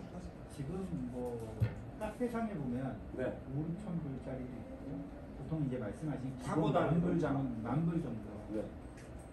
과연 그 차를 샀을 때 한 네. 10년 된 거예요? 네, 10년 넘죠. 그러니까 저희 같은 경우는 이제 한 3년을 타야 되잖아요. 그렇죠. 별 문제가 없는지. 이게 저희 그거 완전 복골복이라. 그러니까 우리나라 같은 합니다. 경우에는 네. 우리나라 같은 네. 경우에는 사실은 10년 넘으면은 네. 차가 좀 상태들이 너무 거의 안 같아요. 좋거든요. 근데 근데 뉴질랜드는 공기가 좋아서 그런 건지 일본 예. 차라서 그런 건지는 모르겠는데 대부분의 차들이 10년이 넘어요. 타고 다니는 차들이. 그럼 차 예산은 정말 그 정도 금액을 하고 가야 되는 건지 아니면 근데 제가 만약에 장기로 1년만 딱 있으실 분이면 그런 차 사가지고 쓰시고 가라고 권하고 싶어요. 그냥 3년. 퍼져서 그걸 고친다고 해도 그 새 차 사가지고 감가상각되는 것보다 훨씬 나으시니까요. 근데 3년 정도 생각하신다면 차라리 돈을 좀 더 주시고 더 좋은 차를 사시라고 권하고 싶어요. 타고 다니면서 이 안정감을 어떻게 할 수가 없어요. 그 무시할 수가 없어요. 그래서 오셔서 좋은 차로 바꾸시는 분들도 있고 요즘은 추세가 오셔서 적어도 10,000불 이상, 15,000불 정도의 차를 사고 계세요. 근데 1,000만 원, 1,200만 원. 네네. 근데 보통 어머님들이 타고 다니시는 차 인수인계 받으시면 5,000불에서 10,000불 사이의 차들 인수인계 받으세요. 대부분의 차는 뻗지 않고 잘 가고 있고요. 저희가 AA라고 해가지고 긴급 출동 서비스 있어요. 오시면은 그거 먼저 들어드리거든요. 그러면은 보통 그걸로는 거의 대부분 커버가 되고 수리를 해도 한 1, 2년 차를 타는 걸로 봤을 때는 그다지 별 문제 없이 잘 타고 다니고 계세요. 예. 좀 디테일하게 말씀드리면 그러니까 일본에서 보통 수입하는 가장 인기 있는 차가 뉴질랜드 기준으로 보통 생산된 지 7년에서 10년 된 거면서 주행 키로가 한 5만 킬로 정도. 이거를 이제 중고차 딜러들이 가장 많이 가져와요.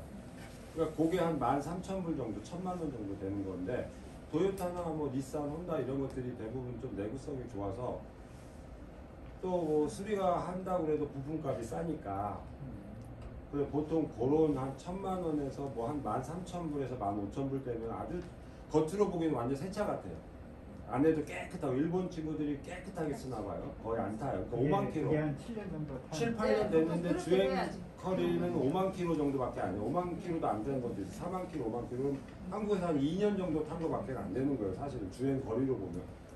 그래서 이제 그런 거 보면 내외관이 깨끗해서 새 차 같아요. 그래서 그런 정도면은 한 2, 3년 타는데 뭐 고장이나 뭐 이런 걱정 없이 보통은 타요. 물론 이제 위로 올라갈수록 좋은 건 많죠. 그래서 우리 엄마들이 와서 한 2년 정도 지낸다. 그랬을 때 한 800만 원에서 1,000만 원 정도 중고차 일본에서 가져온 걸 산다. 요거는 별 문제는 없을 것 같아요. 요 정도는. 근데 예를 한국 엄마들이 타던 차 같은 경우는 벌써 이제 예를 들어서 뭐 벌써 이제 코로나도 3년이고 그 전에 왔던 엄마들도 있고 그래서 물론 바뀐 차도 있겠지만 그런 차들은 이제 자꾸 이제 중고차라면 이제 바꿀 때가 돼요. 뭐 엔진 오일도 바꿔야 되고 타이어도 바꿔야 되고 뭐 벨트도 바꿔야 되고 막 이런 시기가 이제 도달을 하거든. 배터리도 바꿔야 되는 시기가. 그래서 좀 이런 자잘한 저 품은 조금 더 들어가는데 앤드류 전문이잖아요. 지르선생님 뭐 제일 싼 데 찾아가가지고 어떻게든 다들 다 고치고 고쳐주려고. 수리하는데 다 도와주니까. 네. 그 다음에 아까 얘기한 대로 AA 도로 출동, 긴급 도로 출동, 타이어 펑크 나거나 배터리 방전되거나 현지 출동 서비스 다 저희들이 불러드려요. 그래서 이제 레스큐하거나 견인하는 경우는 별로 없고 그냥 가가지고 배터리 충전만 해주면 바로 시동 걸리는 상황이고, 자동차 보험도 아까 의료보험 제가 설명했는데 두 가지예요. 의료보험이 있고 자동차 보험을 또 가입을 해야 돼요. 자동차 보험 같은 경우는 뉴질랜드가 좀 싸요. 40만 원, 50만 원이면 돼요. 아까 자동차 가격에다가 기름값은 저 한국이랑 비슷하고. 왜 저 뉴질랜드 보험, 자동차 보험이 싸냐? 요즘 한 7, 80만 원 하죠. 한국은 얼마 하나 연간? 가족 부부 한정이라고 그러면? 그러니까 아빠들이, 내가 엄마들이 보험을 가입해서 해도 아빠가 와서 그 차 운전해도 보험 적용이 돼. 차에 들어가는 거예요. 뉴질랜드 보험, 그 자동차 보험이 차에 들어가요. 그게 이제 단순하게 차량 수리비 보험이에요. 내 차하고 상대방 차 사고가 났을 때 누가 잘못이냐? 그 잘못한 사람의 보험사가 수리비를 댄다. 이런 개념이고, 사람들은 사실은 그 안에 보험에 포함이 되지가 않아요. 자동차 보험에. 내가 다치든 상대방이 다치든 이건 나라에서 다 외국인이든 내국인이든 다 공짜로 고쳐줘요. 아니, 고치는 게 아니라 치료를 해주는 거죠. 네. 유학생들이 예를 들어서 우리 아이들이 뭐 이제 뉴질랜드 학교에 가면 이제 놀이터들이 사실 커요. 우리 한국 사람 기준으로 보면. 그래서 이제 먼키바를 하든 철봉을 하든 가다가 좀 다치는 애들이 있어요. 놀이터에서 막 뉴질랜드 애들처럼 날아다니려고 한번 무리하다가. 그래도 이제 그런, 또 엄마들이 일하다가 집에서 다치는 경우도 있고, 사고로 인해서 이런 거 다 무료로 외국인들도 다 치료를 해줘요. 그래서 자동차 보험료가 싼 거야. 그러니까 사고가 났을 때 목이야 라고 막 이렇게 뒤집어 져야 괜찮아, 괜찮아 그러니까 나라가 다 고쳐줄 테니까 야 장 치료 받아.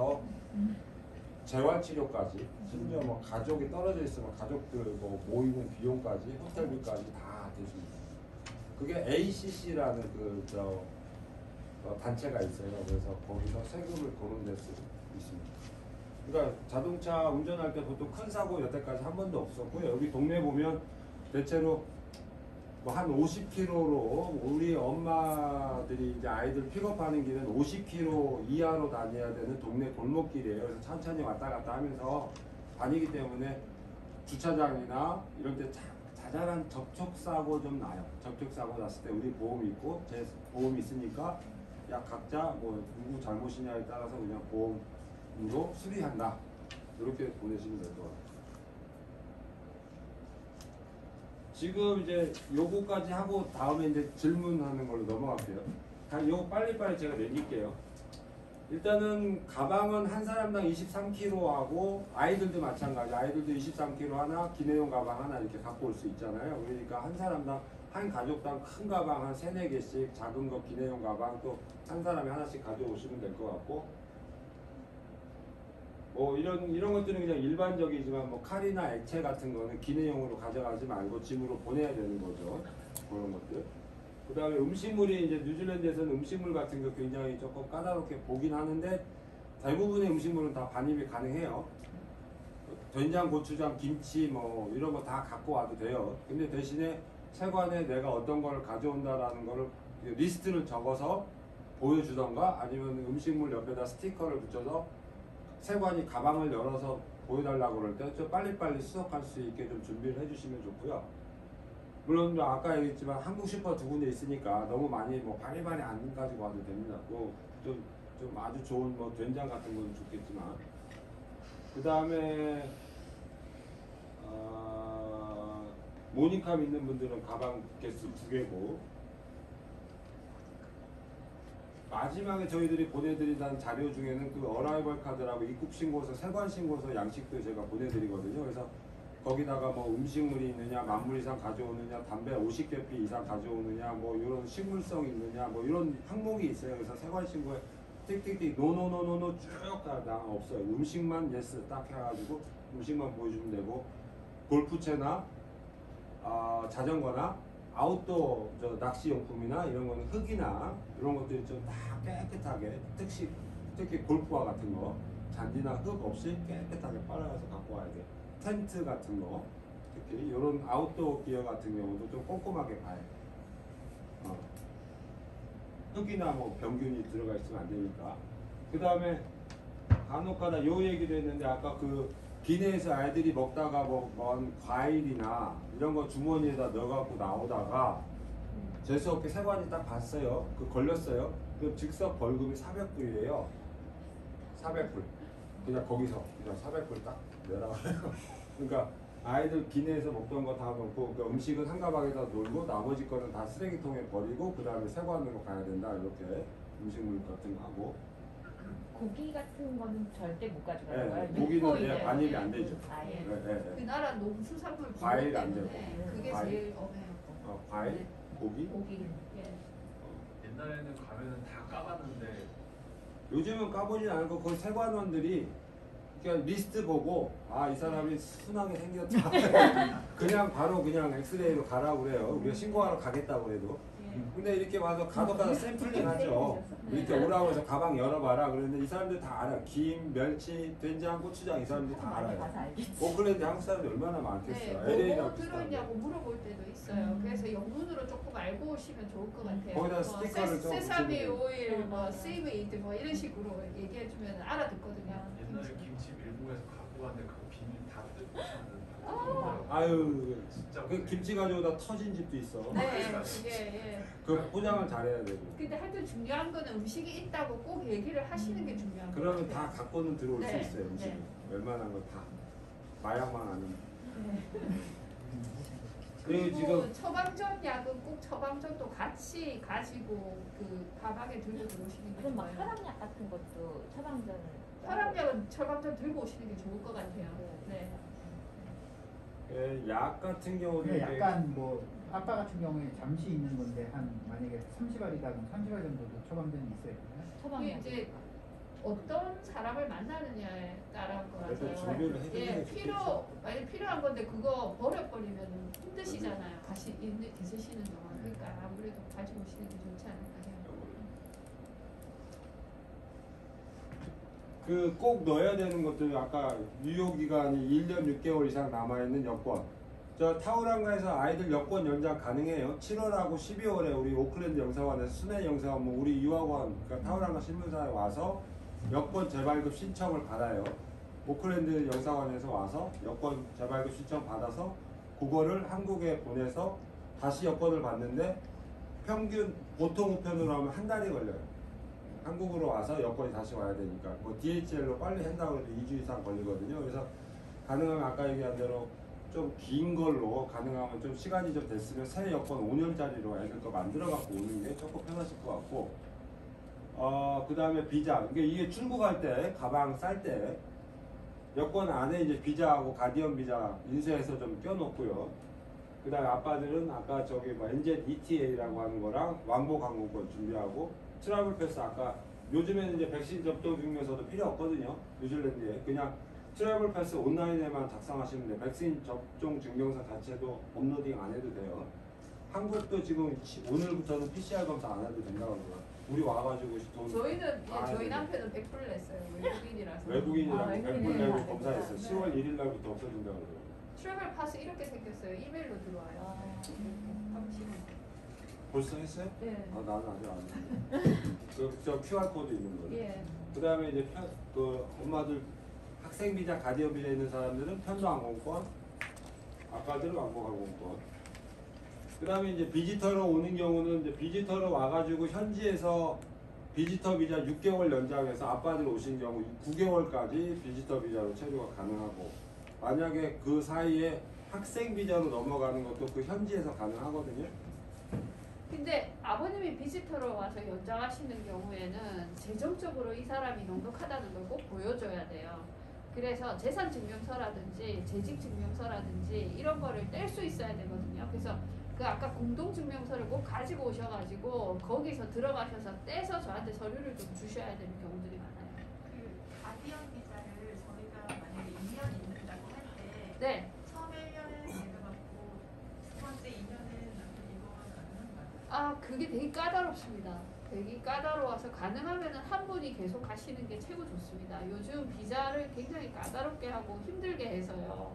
그거 바꾸시려면 한국을 다시 들어가셔서 거기서 신청을 해서 받아갖고 오시는 게 제일 좋아요. 바꾸시고 싶으시면. 그 좀 복잡한 예. 케이스는 조금 쉽게 설명, 복잡한 케이스이긴 한데 예. 원칙적 가장 심플한 룰은 이거예요. 아빠가 두 번째 해 가디언 바꾸는 그 두 번째 가디언은 문제가 없어요. 그러니까 그 대신에 원래 그 전에 가디언 했던 분은 뉴질랜드에 더 체류하기 어려워요. 그러니까 엄마 첫 해 가디언 했던 분이 두 번째는 한국으로 귀국하고 한국에 있던 아빠가 가디언으로 두 번째 오는 거는 뭐 기본적으로 가능해요. 근데 이 첫 번째 해 가디언 했던 분이 1년 동안 뉴질랜드에 비지터로 그러니까 9개월 동안은 입국이 안 되는 케이스가 생기거든요. 한국에 나온 첫 번째 가디언 비자 소지자. 그러면은 최대한 연장해서 9개월 있다가 네. 다시 한국 돌아와가지고 네. 좀 있다가 다시 뉴질랜드에 9개월 있을 수 있어요? 아니죠, 9개월을 아니죠. 한국에 18개월 동안 9개월밖에 못 쓰죠. 비지터 비자라는 게 18개월 기간 안에 9개월이에요. 그러니까 9개월 거기서 있었으면 9개월 동안 한국에 있어야지 다시 뉴질랜드에 비지터로 들어오는 거예요. 거꾸로 얘기하면 3개월 뉴질랜드, 3개월 한국, 3개월 뉴질랜드, 3개월 한국 이런 식으로 3개월 단위로 계속 연장하면 계속 들락날락 할 수는 있죠. 한국 9개월 전에는 못 들어가는 거예요? 네. 그래 학생 비자로 들어와야죠. 비지터 비자는 18개월 중에 9개월 맥시멈을 썼기 때문에 더 이상 비지터 입국은 안 되는 상황이에요. 그러니까 첫 번째 해 가디언 했던 분이 두 번째 나와버리면 그 상황에 걸리는 거예요. 이미 이 아까 가디언 비자도 비지터 비자 일종이라고 했기 때문에 벌써 뉴질랜드 체류 기간이 1년이었단 말이에요. 그러니까 그 이후에 9개월 동안은 못 들어오는 상황이 되는 거예요. 그래서 학생 비자로 들어오거나 뭐 이렇게 되는 거예요. 그러니까 뉴질랜드 안 살던 아빠가 두 번째 가디언 비자는 괜찮아요. 근데 이제 첫 번째 해 가디언 했던 분이 좀 어려워지는 상황. 그 나중에 또 다시 그러면 9개월간 한국 말고 호주에 가 있거나 뭐 딴 데 갔다 네, 오거나 상관없습니다. 상관없습니다. 뉴질랜드 체류 기간만 그렇게 정하면 돼요.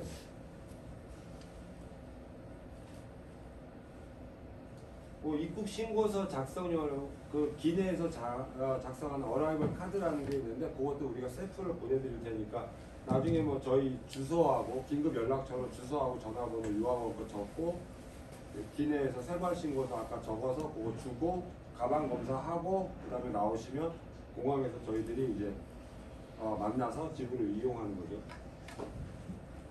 달러 준비 중에서도 아까 빠진 게 뭐가 있나요? 영수증. 간혹 요즘에 이제 국제 금융사기, 뭐 자금 세탁 뭐 이런 거 있어가지고 가능하면 뉴질랜드 달러 한 2만 불 정도 환전하시잖아요. 그러면 국내 은행에서 환전 영수증을 줄 거예요.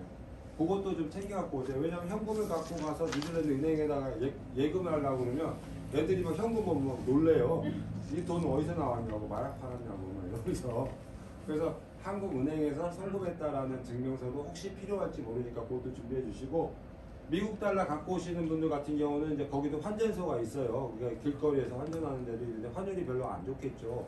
그래서 우리가 뉴질랜드 은행 계좌에다 보통 입금을 해요. US 달러도. 그러면 한 2, 3일 정도 되면 그게 이제 은행 환율 적용해서 뉴질랜드 달러로 바뀌어서 입금이 돼요.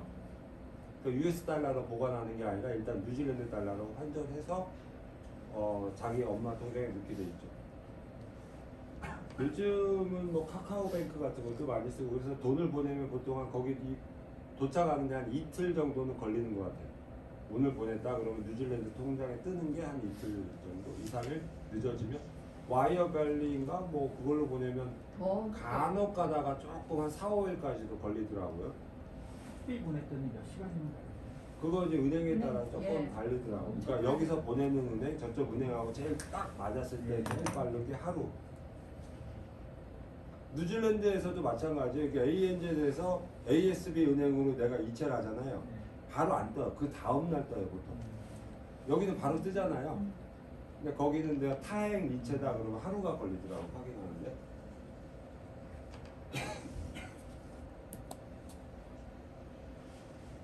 그래서 지금 예산은 아까 얘기한 대로 뭐 자동차를 얼마짜리를 살 거냐 뭐 이런 게 좀 필요한데, 자동차 사는 거는 일단은 뭐 신용카드도 잘 안 받아요. 왜 신용카드 가맹점 수수료가 너무 높기 때문에. 그래서 보통 자기 계좌 이체로 해달라 이러는데 저희 단골 가게 가면 일단 계약금만 조금 주고 열쇠 받고 야 일주일 이내에 줄게. 그다 까먹고 있다가 한 달 뒤에 낸 엄마도 있었어요. 자동차 대금을 그러니까 받는 친구도 좀 있고 그다 엄마도 내 돈 안 냈는데 그러다 보니까 한 달 동안 외상으로 차를 타고 가야 되는 것도 있더라고요. 그리고 이제 신용카드는 한국 거는 이제 비자나 마스터로 좀 준비를 하고 다른 카드들은 잘 안 받거든요. 뉴질랜드에서 보편적인 게 비자하고 마스터카드 같은 거 주로 많이 쓰고 전자제품 같은 경우 처음에 이제 거기 뉴질랜드 오면 250볼트거든요. 그래서 쿠쿠 압력밥솥 같은 거 있잖아요. 그 한국 거를 가져가면 사실은 사용할 수는 있어요. 드라이기나 압력밥솥. 근데 보온하기 위해서 계속 전기를 꽂아놓으면 이게 고장이 날 확률이 많아요. 그래서 뉴질랜드에 가면 타우랑가에 가면 뉴질랜드 전압에 맞춘 쿠쿠 압력밥솥을 팔아요.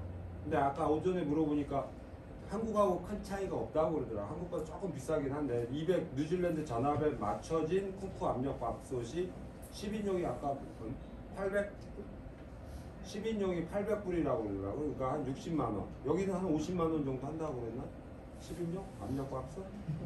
그거보다 작은 게 사이즈가 있고 뭐 4, 5인용짜리 뭐 한 3, 400불, 400불이었나? 400불 정도 뭐 이런 사이즈 있고 그래서 보통 밥솥까지 뭐 들고 오시는 분은 없죠. 거기 가서 이제 거기서 사는 분들이 있고 노트북이나 휴대폰 충전하는 거는 250볼트까지 다 됩니다. 앞에 그 돼지코만 세발 모양으로 된 요거만 돼지코만 꽂으면 노트북, 아이패드, 뭐 휴대폰 충전하는 거 아무 문제 없고 드라이기도 이제 전압이 좀 높긴 하니까 처음에 쓰긴 하는데 한 1년 정도 쓰다 보면 좀 고장이 나는 확률도 있다고 그러더라고요. 그 다음에 그 가전제품에서는 요즘에 뉴질랜드는 그 가스레인지를 쓰나 아니면 인덕션을 더 많이 하는 추세인가요? 인덕션보다 더 후진 거 있잖아요. 그러니까 인덕션까지는 하이, 아니고 하이, 그냥 하이. 전기로 하는 거고요. 하이라이트. 뜨거워지는 거. 네네네. 근데 그 가스를 간혹 쓰는 경우도 있어요. 그 집마다 조금 다른데 드물게 10개 중에 하나 정도. 전기 얘기 나왔으니까 전기요금. 그러니까 매달 지금 우리가 돈을 내야 되는 게 얼마냐. 아까 계좌에서 자동이체로 셋업하는 게 네. 그거 좀. 네, 전기비가 여기보다 조금 많이 비싸요. 그래서 이제 여름 같은 경우에는 어머님들 보통 한 200불에서 250불 내시더라고요. 800원 잡으시면 한 달에 한 20만 원 조금 넘는다고 보시면 되겠죠. 네, 그리고 겨울에는 한 300불 이상, 38, 24, 한 30만 원 정도가 정도면 되게 많이 내시는 거고 가족이 2-3명 사니까는 그거보다 좀 작은 것 같아요. 한 25만 원 선.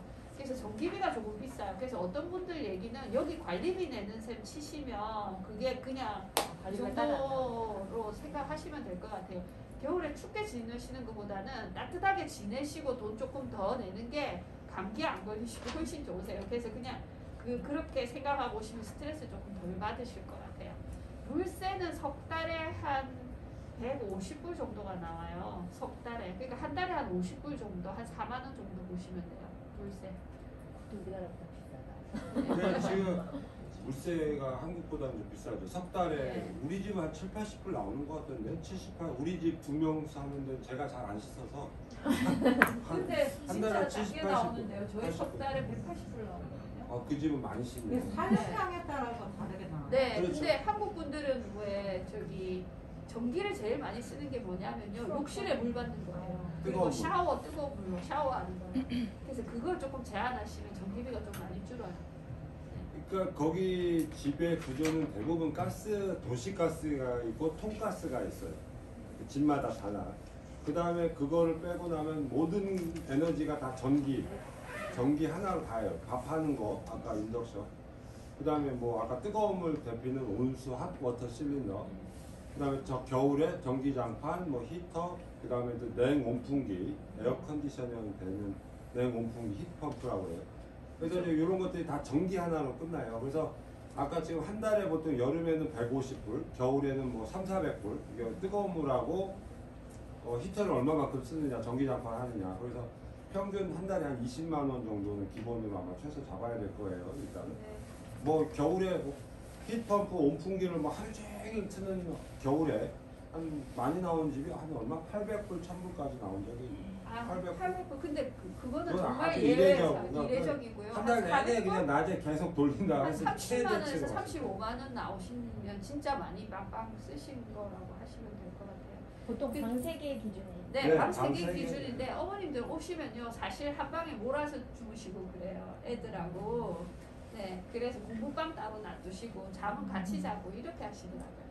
그리고 요즘은 집들이 전부 다 그 힙펌프라고 해서 이 냉온 풍기를 넣어놨어요. 그러니까 여름에 에어컨 트는데 그건 거의 안 쓰시고 겨울에는 이제 그걸 히터로 해서 쓰시거든요. 근데 그거는 좀 전기비가 좀 나은 편이에요. 훨씬. 그래서 네. 가능하면 매달 힙펌프 있는데 들어가시는 게 좋죠. 원제 일단 렌트를 하겠다라고 하면 기본 규정이 있어요. 내가 렌트를 하겠다. 그래서 적절한 냉난방 시설이 그러니까 뭐라 그래? 난방 시설이 갖춰져야 렌트가 가능해요. 네. 그래서 요즘 기본 힙펌프가 거의 다 들어가 네. 있어요. 그러니까 벽에 네. 인스톨레이션 뭐 아니면 뭐 온풍기 히트펌프 뭐 이런 게 꼭 있어야 그 렌트가 가능한 거예요. 그래서 매달 엄마들 통장에서 자동이체 나가는 내역을 한번 볼게요. 아마 비용표 다 보셨겠지만 매 주당 엄마들 통장에서 집주인한테 뭐 700불 정도가 매주 자동이체로 나가게 될 거고요. 따박따박 내죠. 그래서 우리가 집을 얻기가 좀 편해요. 우리 한국 분들이 그렇게 집세를 따박따박 잘 내니까 뉴질랜드 애들하고 경쟁해도 한국 분들한테 집을 자주 줘요.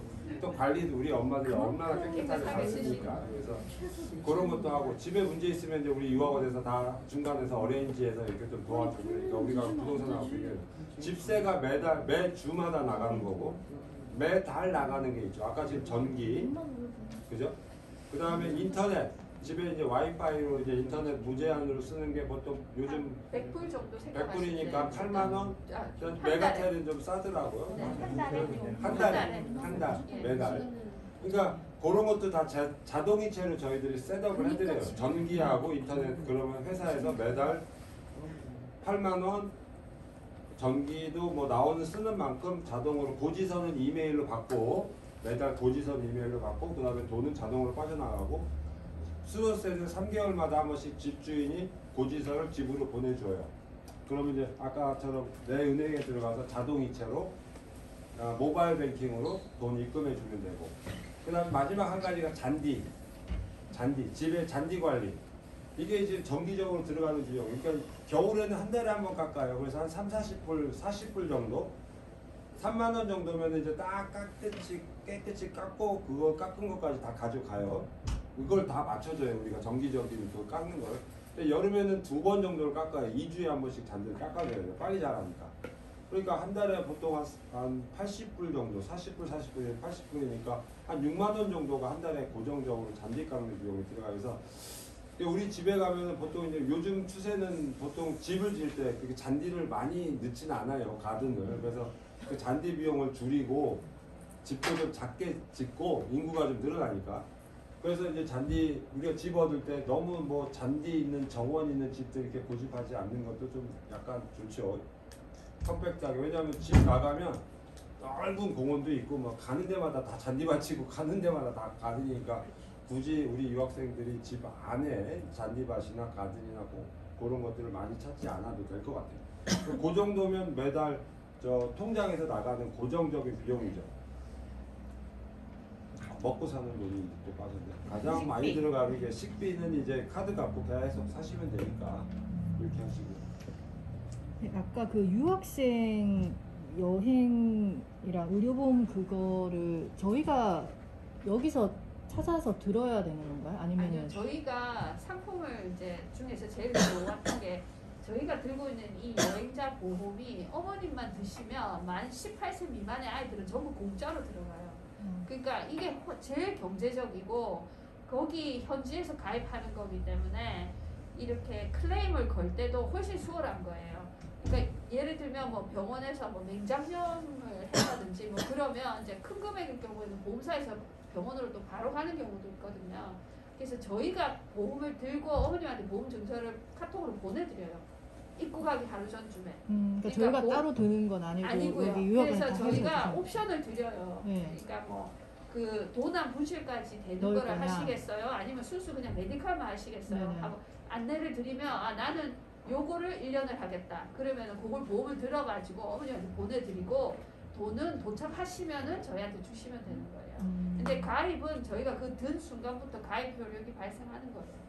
그러니까 아까 말씀하신 한국에서 가입을 해서 갖고 와도 돼요. 그러니까 삼성화재에서 가입해서 갖고 와도 되고, 그 학생은 꼭 필수니까. 근데 지금 얘기한 것처럼 우리가 보험료를 일단 병원비를 먼저 내고 우리가 환급을 받게 되거든요. 그러니까 그 뉴질랜드에서 우리가 보통 가입하는 그거를 내가 2가지 보여드릴 테니까 그 2가지 중에 골라서 나는 이거 사주세요. 이거 사주세요. 이렇게 해도 되고, 그러면 우리가 뉴질랜드 걸 살 거고, 만약에 한국에서 적당한 상품이 있다, 의료비 무제한 되는 뭐 여행자 보험이 있다, 그러면 그거 한국에서 가입해도 돼요. 아까 그 원장 선생님이 말씀하신 보험을 두면은 뭐 비행기를 타는 순간부터 네, 보험 적용이 네. 된다는 게 그 뉴질랜드 그 보험 보험 얘기. 그 얘기이신 거죠? 그럼 그거하고 또 그 아까 나라에서 해준다는 거하고 좀 다른 거죠. 전혀 다른 거예요. 나라에서 하는 거는 ACC라고 해서 사고에 대한 사고에 대한 예. 것만. 그래서 이 보험은 이 사고에 대한 카바는 적용을 안 시키고 있어요. 이게 다른 거예요. 예. 그러니까 거기 그 나라의 우리나라랑 다르게 다른 세균이나 이런 거에 감염되면은 네. 나라에서 치료해주고 그 코로나 바이러스 같은 경우에는 외국인이 이제 걸리게 되면 이렇게 감기처럼 이런 증상을 보이면 다른 곳으로 가고 검사를 하는데 그 비용은 안 받더라고요. 그거는 커버를 해주더라고요. 근데 저희들이 몇 년 동안 해오면서 보니까 이 보험이 제일 좀 경제적이고 들어가지고 어머님들이 제일 손해를 안 보시는 것 같아요. 왜냐하면 오시면 어머님들도 병원 때문에 가실 일이 있는데 어머님들은 자기 부담금이 있어요. 75불인데 한 병명에 대한 부담금이에요. 이 병으로 계속해서 가시면 처음에 한 번만 75불을 내시면 돼요. 그럼 또 다른 병이면 그건 또 내야 되는 거예요. 그러니까 어머님들 같은 경우는 근데 이거는 이제 큰 병이 걸렸을 때 커버하는 거기 때문에 있으시면 좋거든요. 왜냐하면은 거기 있는 병원에 입원을 하면은 몇천 불이 나가요. 며칠만 입원해도. 그러니까 그런 것 때문에 드시는 거니까요. 근데 아이들은 다 커버돼요. 학생인 경우에. 근데 아이들도 5세 미만은 엄마처럼 자기 부담금도 있어요. 그러니까 학생인 경우에는 애들 전부 다 커버돼요. 이게 사실은 이게 이제 우리가 보통 많이 파는 그 대표적인 뉴질랜드 그 유학생 의료보험 회사가 2-3개가 있어요. 유니케어가 있고 모빌 프로텍트라는 회사 건데, 예를 들어 메디컬 익스펜스 이게 한글말로 된 게 지금 우리 사무실에도 있거든요. 저희들이 가입하면 보험이라는 게 그 보장 내용 뭐 어떤 경우에 해당이 되느냐, 그 다음에 그 금액이 얼마냐 이런 게 다 나오는데, 보통 의료비는 대부분 무제한이다. 이게 지금 엄마하고 성인 1명하고 아이들 묶은 상품이에요. 그래서 개인 소지품을 여기다 넣느냐 마느냐에 따라서 아까 45만 원짜리하고 60만 원짜리 2개가 있어요. 그래서 그걸 카톡으로 저희들이 좀 이렇게 엄마들한테 출국하기 전에 뉴질랜드 상품에 요거 2가지가 있는데 어떤 걸로 할까요? 이렇게 물어봐요. 그래서 이제 그 중에 골라놓고 오면 이제 그 한국에서 출국하는 비행기 보험 날짜부터 요 보험 혜택 중에 트래블이라는 부분이 있어요. 그러니까 어떤 항목이 과연 보험 혜택을 받을 수 있느냐. 이거 프로퍼티는 예를 들어서 밑에 거는 2,500불 이하의 휴대폰 노트북은 해당이 된다. 대신에 자기 부담금, 본인 부담금이 얼마 정도 들어간다 라는 내용이 있고, 지금 뭐 여기 Disrupted Travel Cover라고 있잖아요. 그러니까 오는 게 단순하게 여행 관련해서 문제가 생겼을 때 보험사에서 뭘 해줄 거냐. 맨 위에 보면. 그 다음에 뭐 몇 가지가 있죠. 이런 내용들이 저희 한국말로 된 브로셔가 저희 사무실에 있어요. 그래서 가입하고 오시면 그 내용들 좀 드릴 거고, 가격은 보시면 예를 들어서 잘 보이시나요? 네. 이 프라임이라는 인디비주얼이라는 게 요게 이제 성인 1명하고 아이들 포함된 거예요. 이게 프라임은 지금 1년에 824불짜리가 있죠. 요거는 이제 아까 얘기 2,500불 이하의 휴대폰, 노트북, 분실, 파손, 수리비까지 포함이 되는 거예요. 이 라이트라는 거는 560불이잖아요. 지금 웹사이트에 지금 나와 있는 보험사 거. 그럼 이게 한 45만 원, 50만 원 되나? 50만 원 정도 되면 이거는 개인 소지품은 아니고 의료비만 엄마하고 아이들 이렇게 묶어가지고 다 누구든 이렇게 3명 묶은 금액이에요. 이게 한 사람 비용이 아니라 아이들 수에 까지- 상관없이. 상관없이. 네, 근데 만약에 네. 아빠가 오시는 집은 이제 성인 2명이 되면 요 금액이 되는 거예요. 이게 아빠가 이렇게 성인이 1명일 때는 요 금액이고 성인이 2명일 때 요 명. 근데 여기는 자녀가 1명이든 2명이든 3명이든 상관없이 똑같은 금액이에요. 성인 1명하고 동반 자녀 묶어요. 애를 많이 낳았으면 보험을 이렇게 많이 낳죠. 그죠? 이런 내용들을 나중에 저 출국하기 전에 우리 유학원 직원들이 카톡을 줄 거예요. 유학생 보험 가입 한국에서 하셨나요? 뉴질랜드 거 가입해 드릴까요? 이렇게. 그리고 뉴질랜드 상품은 이렇게 2가지가 있습니다. 라고 안내를 주면 저희들은 나이트로 할게요. 뭐 프라임으로 할게요. 이렇게 얘기해 주시면 돼요. 그거 소지품 그거 파손 그 보험에 네. 영수증 같은 게 있어야 돼요? 네, 그렇죠. 그게 당연히 있어야 되죠. 그러면은 저기 뭐 아이폰이나 폰이나 노트북 그 영수증을 제출해야 되는 거죠? 네, 그렇죠. 가격, 그러니까 내 거다라는 증명서가 일단 필요하고, 그러니까 폰과 그러니까 전화기를 산다 그러면 그 영수증하고 모델명하고 또 뭐가 필요하지? 구입한 영수증, 영수증, 네, 그런 거, 그거 있으면 됩니다. 그리고 이제 일단 분실했다 그러면 일단 경찰에 신고를 해야 돼요. 분실 신고를 어떻게 했다. 그래서 경찰에 신고했던 번호 가지고 클레임을 걸죠. 환불을 신청을 하면 그 친구들이 기본 이제 각 항목별로 본인 부담금이 있을 거예요. 내가 막 2,000불짜리 날렸다 그러면 내가 본인 부담금이 100불, 여기 항목에 보면 100불을 내가 본인 부담금, 액세스 본인 부담금 내고 나머지 1,900불을 보험사에서 준다 뭐 이런 게 있죠. 그러니까 지금 이제 출국 준비물 다시 돌아와서 의류는 보통 이제 요즘에 이제 12월, 1월에 가도 사실은 엄마들이 밤에 가면 조금 가을처럼 약간 카디건 같은 정도는 겨울에 저녁에는 여름에도 한 18도, 뭐 20도 이렇게 내려갈 때가 있어요. 18도, 15도까지. 그러니까 보통 사계절 의류를 보통 좀 넣어야 돼요. 완전 겨울용 옷은 겨울에 엄마들만 필요하고 아이들 같은 경우는 여름에는 반팔에 반바지 슬리퍼 하면 다 되고 슬리퍼도 없이 맨발로 돌아다니는 일도 많을 거고 여름에. 근데 이제 그런 것들은 하고 있고 겨울 거를 뭐 지금 미리 준비할 건 없잖아요.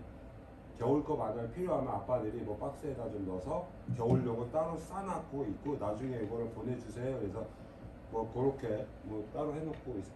아이들 같은 경우 겨울에도 사실 긴팔 티셔츠나 긴 바지도 긴 바지 잘 안 입고 교복 자체가 반바지거든요. 그래서 안에 윈터 러닝 칼리지는? 같은 거 좋은 것 같아요. 얇은 거 하나 입을 수 있는 거요. 첫해 겨울이 좀 추우실 거예요. 내복 이런 거 필요 내복? 없겠네요. 예? 내복은 아닌데 남자애들도 왜 팬티도 조금 여기까지 내려오는 좀 거 좀 트렁크로? 추우니까 그냥 반바지들 많이 입고 다니니까 겨울에도요. 그 커버하면서. 그리고 어머님들도 얇은 내복 하나 정도 있으면 겨울에 도움이 될 보통 거예요. 타오란가 겨울에 보통 최저 기온이 최저 기온이 주중에 그러니까 낮 기온은 12도 뭐 10도 이런데 저녁에 2도까지 내려갈 때가 있어요 가끔. 그리고 이 체감 온도가 차워요. 그 냉하다는 느낌이 들거든요. 그래서 파카도 왜 가벼운 거 얇은 거 있잖아요. 이렇게 싸서 들고 오기 좋은 경량. 그런 거 하나씩 있으면 좋으세요. 되게. 좀 따뜻한 거 필요합니다. 첫 겨울. 그 뭐지? 제습기 있어야 돼요? 제습기 팝니다. 저희. 예. 제습기 그러니까 파는데 많이 저도 쓰세요? 쓰고 저 써요. 제습기를 돌리면 히 펌프를 오래 안 틀어도 되고요. 이걸 틀면은 일단 습기를 빨아먹으니까 온도가 빨리 올라가요. 그래서 이렇게 전기 소모에 도움이 된대요, 사실은. 네, 그래서 제습기 팔아서 보통 거기서 사서 쓰시고 나중에 갈 때 또 파시고 가시고. 뉴질랜드 집이 좀 습해요. 겨울에 습해요. 여름은 건조해요. 그러니까 이게 여름에 비가 적게 오고요, 겨울에 비가 많이 와요. 그러니까 추울 때 비가 많이 오니까 이게 습한 거예요, 느낌이. 보통 겨울에 거기는 이제 눈도 안 오고 얼음도 안 열잖아요. 그러니까 네. 우리가 가을에 왜 이 밖에 약간 설이 내리는 정도? 왜 늦가을에 네, 밖에 아침에 들판에 엄청 약간 일찍 설이 일어나는 내리는 그런 아침에 느낌. 거기가 제일 추운 거예요. 그러니까 영상 2도, 3도, 3도, 4도, 5도 뭐 이 정도가 그 설이 내리는 기온이거든요. 아침에 이제 밖에 세워놓은 차에 약간 서리가 온 게 올해 딱 한 번이었었던 것 같아요. 그러니까 네. 올겨울에 영상 2, 3도까지 갔던 게 하루 이틀밖에 없었던 건데 네. 평균 한 3-4번 정도 돼 이렇게 고개 서리가 이렇게 내린다 2-3달 사이에. 그럼 그때가 제일 추운 거예요. 근데 우리가 그때는 밤에 히터 켜고 자는 시간이고 아이들이 활동하는 9시, 8시부터 오후 뭐 6시까지 이때는 한 15도 정도, 10도에서 15도 제일 추울 때가 그 정도 되니까 아이들은 사실 그렇게 두꺼운 옷은 필요 없고요.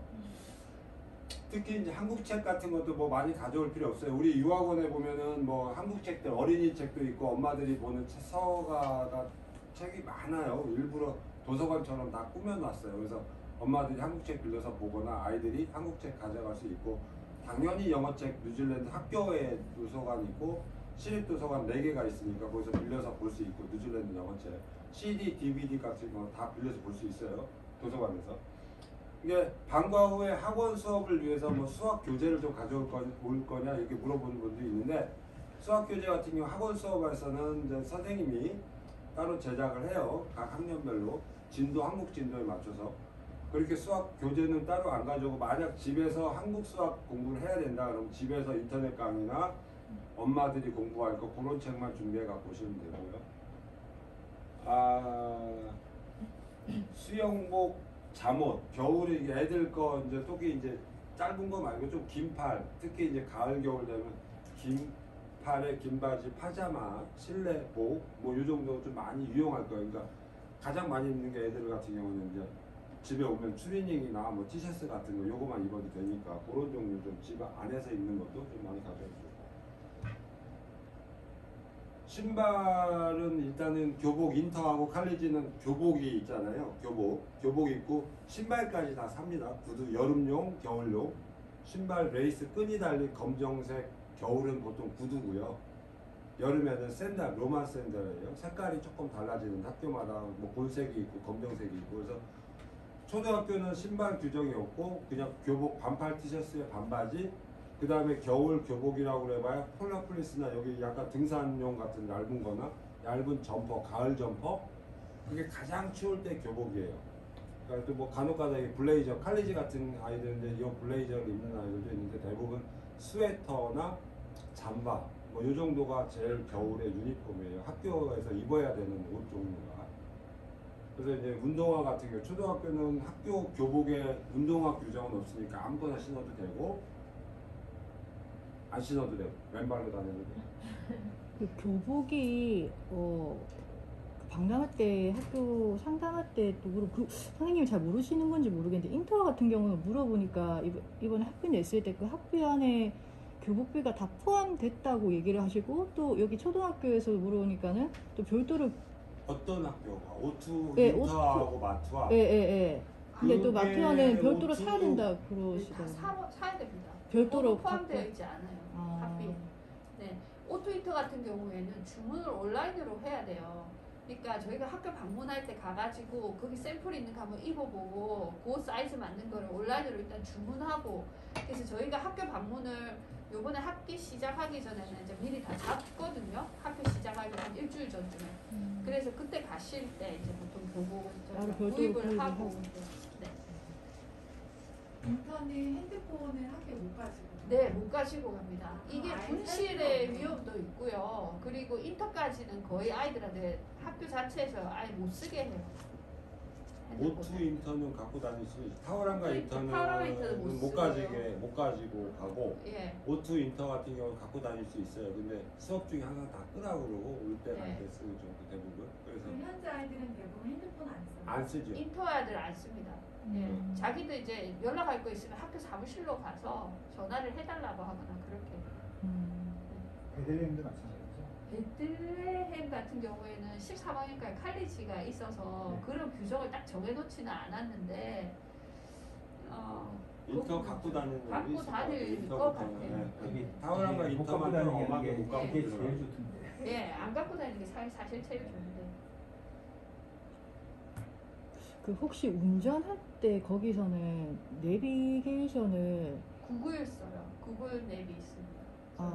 그러면은 그 영문으로 다 영어로 그 방송이 네, 영어로 나오는데 나오잖아요. 어머님들 한국어로 나오게 해서 쓰는데, 어머님들 네이버 앱을 한국 뉴질랜드에서 쓸까요? 네이버 앱을? 구글 저희는 다 구글 앱을 써서 구글에서 아, 외국 그 턴 뉴질랜드 랩스, 현지에서도요? 턴 라이트 이런 예, 거 예. 영어로 나올 것 같은데 뉴질랜드에 가면 보통 우리가 애플이나 구글 계정도 사실 뉴질랜드 걸로 바꾸거든요. 네, 그걸 바꾸시는 게 계정을. 네. 그래야 그 뉴질랜드에서 안에 설정돼 사용하는. 있으면 한국어로 나와요. 아 그래? 네. 네. 한국말로 만약에 그 수정하면서 다 한국어로 써요. 외국에 나가서 그 외국에 구글 나가서 내비게이션. 외국 폰을 사서 거기에 구글을 사용해도 그 그 폰은 외국 폰을 샀는데 대부분의 한국어 설정이 있으니까 한국어 설정을 바꾸면은 구글 서비스도 한국어로 바꾸니까 그럼 다 한국어로 나와요. 한국어로 네네. 화면만 내비- 한국어 나오지 그 말로 되는 거, 말로 말로는 나오는 거. 영어로 나오는 거 같아요. 말로 나오는 건 나도 영어로 저도 엄마들이 쓰는 말로는 거는 한국어로는 이번에 화면은 들어가서 보이는데. 한번 아니 트라이 그거는 뭐 영어를 어차피 배울 거니까 계속 영어로 배우세요. 근데 영어 여기 나오죠. 시풀에서 어머님들 쓰시는데 별로 힘들어 하시지 않더라고요. 쓸고 계신 분들. 아, 그래. 예를 들어서 그 타오랑가에서 만약에 오클랜드까지 운전을 해서 가야 된다. 그런 네. 상황에서 네. 충분히 네. 그 아, 구글 뭐, 네. 할 수 있는 네. 상황인가요? 아주 시골에서 시골 다니는 거. 오클랜드 간단합니다. 시티 빼고는 다 도로들이 널널하고 좀 운전하기가 쉬워요. 여기보다는 쉬운 뭐 거예요. 고속도로나 또 이런데 통과를 해야 되는 경우도 네, 고속도로 100km로 달리는 구간. 네. 아니, 그 직진하고. 비용도 지불하고 해야 되잖아요. 거기도 이게 한국 그 도로처럼. 톨로드가 있는데 저희들이 어카운트 체크를 그 미리 안내를 해드려요. 이런 데 아. 톨로드가 있어서 이건 돈을 내야 됩니다. 요거는 계좌를 만드셔야 됩니다. 이렇게 말씀드려요. 하이패스처럼 쉽게 하는 방법이 있으니까. 음. 등록 뉴질랜드 많이 전국에 보면은- 3개가 톨로드가 있어요. 오클랜드 북쪽은 우리가 안 갈 테니까 그건 안 쓸 거고 나머지 타우랑가 주변에 톨로드가 2개가 있어요. 네. 타우랑가에서 나가는 길로. 그래서 타우랑가 사이에 그 톨로드가 편도가 한 1,500원, 2,000원 정도 되거든요. 한 번 이용료가. 그래서 가능하면 자기들 어카운트 만들어서 거기다 돈을 하이패스처럼 돈을 미리 넣어놓고 이용할 때마다 돈이 빠져나가는 방법으로 이렇게 좀 하시면 돼요. 그 이외에 고속도로 통행료 없습니다. 한국처럼 그런 고속도로 통행료 없어요. 그 유료도로 3개 중에 타우랑가 주변에 2개 요거만 해놓으면 되는 거예요. 그거만. 지금 우리가 예정된 시간이 3시까지인데 좀 늘어져가지고 일단은 저 상비약이랑 뭐 이런 거 있잖아요. 구급약 이런 거는 굳이 신고하지 않아도 돼요. 감기약 뭐 일반 의약품들 있잖아요. 이런 것들은 신고하지 않고 옷가방에 넣어갖고 들어오고 아까 특별한 약, 조제된 약은 가능하면 영문 처방전 가져오시고 되고 컨택트 렌즈 다 뭐 거기 세척제, 세정액 다 있어요. 그 다음에 안경, 특히 아이들 안경 많이 쓰는 애들은 꼭 여벌에 안경 좀 가져오시면 좋겠고 그죠? 안경이 비싸요. 네. 비싸고 그 다음에 인터넷 전화는 요즘 070 아니라 그 앱을 쓰든지 아니면 카카오톡, 보이스톡을 하시면 될 것 같고 노트북이나 아이패드는 이제 우리가 중고등학교 애들은 대부분 다 학교에 그 노트북을 갖고 갈 수 있게 돼 있어요. 학교에 다 노트북으로 그러니까 아이패드 같은 경우는 초등학교 애들 아이패드를 많이 쓰고 인터칼리지 애들은 대부분 다 노트북 하나씩 준비해서 갖고 오시면 돼요. 삼성, LG, 애플이나 뭐 이런 거 다 하와마 가져와야 되고 인터 같은 경우에는 아이패드를 학교에서 줘요. 오토 인터 같은 경우에는 크롬북을 사서 오라 그러거든요. 근데 크롬북 이상이 되는 거면 괜찮습니다. 노트북 아무거나 다 괜찮아. 아무거나 윈도우즈나 괜찮아요. 애플이나 하나 다 가지고 되거든요. 학교 가야 돼요. 네. 그러니까 그 나이 정도 되면은 학교에서 뭘 쓰든지 아이패드를 많이 쓰니까 가능하면 애플 거 새로 사야 된다 그러면 애플 거를 거기 많이 써요. 아이패드나 애플 노트북을 좀 사고 아니면 쓰던 거 있으면 오투 칼리지나 오투 인터는 자기 쓰던 윈도우 노트북 갖고 다녀도 돼요. 그게 꼭 필요한 거죠. 네. 수업. 네, 크롬북 왜냐면 이상 가지고 오라고. 숙제를 대부분 이제 다 이거 이제 작업을 온라인으로 해요. 작업하고 이제 제출하고 하거든요. 베들렘. 베들렘도 필요합니다. 여기 아이패드 있는데 그거 괜찮아요? 노트북에 그게 이 7, 8학년까지는 아이패드 괜찮고요. 9학년부터는 아니다 초등학교가 아이패드고 네. 7, 8학년부터는 노트북을 가능하면 갖고 다니는 네. 애들이 많을 거예요. 맥북 에어. 예. 스마트폰 아까 얘기한 처럼 한국 거나 가져와도 되고 심카드만 바꿔서 한국 거 전화기 공기계를 가져오든 한국 거 번호 심카드 빼서 뉴질랜드 심카드만 넣으면 뉴질랜드 번호로 되고 요금제는 보통 한 20불, 30불짜리 한 달 28일 기준으로 한 30불 정도짜리 요금제를 내가 자동으로 이렇게 셋업을 해놓으면 한 25,000원짜리죠 월.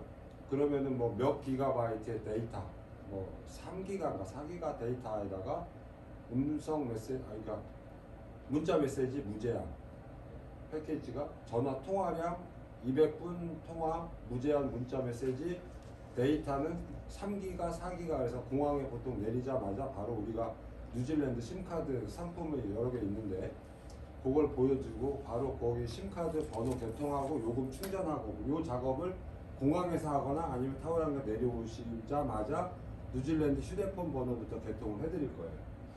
아까 의료보험도 아까처럼 한국에서 출국하기 전에 가능하면 우리도 들어주세요 이렇게 얘기하면 저희들이 이제 가입을 할 거고요. 문구류 같은 경우는 학교에서 초등학교는 유학생 보험료에 포함이 돼 있어요. 인터미디어트까지도 보험 의료 아니 그러니까 학비에 문구류가 포함이 돼 있어요. 교복은 따로 사고 다. 그래서 문구류 같은 경우인데 칼리지 같은 경우는 과목별로 있으니까 따로따로 좀 과목별 리스트 문구류 준비물 리스트를 주니까 그거를 따로 이제 칼리지는 따로 사야 되고요. 집에서 사용하는 거 혹시 필요한 거 있으면 여기 한국이 싸니까 그런 집에서 사용하는 문구류는 조금 더 가져와도 돼요. 학교 거는 네. 그 물감이나 네. 색연필 같은 거 가져가는 건 상관없나요? 네 상관없죠. 아 그럼 짐 붙이는 거 그 오케이 뭐 그걸 봤더니 네, 오케이 딜리버리로 먼저 네, 보내드려요. 거기 안 된다고 적혀 있어. 안 된다고 써있더라고요. 아 물감이 그 통 사이즈 때문에 그런가? 모르겠어요. 그래가지고 한번 여쭤봤는데 기능이 그냥 아예 뭐지 그 가방에 싸갖고는 상관없어요. 옷가방 큰 거 23kg짜리 거기다 넣어갖고 가면 되죠.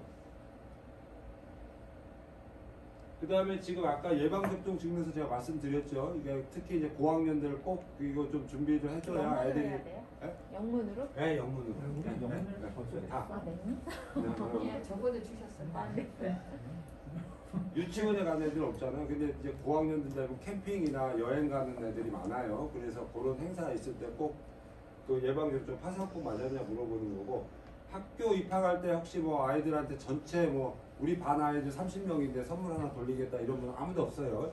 뭐 그런 거 신경 쓰지 마시고 대신에 아이들 생일 파티 때 우리 집에 오거나 우리 애가 그 집에 방문하거나 이렇게 왔다 갔다 놀 때 특별한 경우에 조금 아이들한테 나눠줄 작은 선물 같은 거는 괜찮고 특히 보통 선물을 내가 친하지 않은데 특별한 일이 없는데 선물을 먼저 하지 않아요. 그래서 보통은 학교 수업 인력 끝나고 나서 담임 선생님들이나 감사할 때 진짜로 특별한 날에 줄 수 있는 거 좀 준비를 해주면 좋고 인터 칼리지 같은 경우는 한복 별로 입을 일은 없어요. 오트 칼리지 같은 경우는 세계 음식 축제 할 때 한 번 딱 1년에 한 번 정도 입는 경우인데 뭐 그런 케이스를 위해서도 좀 가벼운 한복 같은 거 좀 입어도 되고 인터미디어트 같은 경우는 한복 입는 것도 만약 1년에 두세 번 정도는 아마 있을 거예요. 특히 남자애들 별로 아닌데 여자애들은 두세 번 정도 한복 입는 거 있으니까 조금 가벼운 거 하나 좀 준비해 주면 좋을 것 같아요. 뭐 드레스업 데이라고 그래가지고 뭐 간혹 가다가 태권도복 입고 그러니까 사복 입는 날이 있어요. 머프티 데이라고 교복 벗고 북 캐릭터 데이 뭐 아니면은 무슨 월드 데이 뭐 그래서 여러 나라 색깔 들어가 있는 거 있고 막 여러 가지 있는데 아까 이거 뭐 그런 때를 위해서 하는 거고 뭐 이삿짐 보내는 것도 뭐 아까 얘기했지만 비용도 많이 비싸고 그러니까 너무 막 짐 싸는데 스트레스 많이 받지 마시고 가볍게 왔다가 가볍게 지내고 미니멀리스트로 지내다가 그리고 딱 오시면 좀 좋긴 할 것 같아요. 거기 필요한 거만 딱 사면 되니까. 네. 배로 보내는 거는 네. 박스를 네. 집으로 와서 가져가시는 거죠? 그게 아닐 거예요. 여기 제가 요즘에 갖다 줘야 돼요? 갖다 주는 게 아니라 택배로 국내 창고로 아마 어디 주소로 보내세요 이럴 거예요. 아. 그러니까 택배 여기 국내 택배에서 우리 집으로 와서 픽업해서 그쪽 창고로 보내야 될 거예요. 일단 1차가. 택배.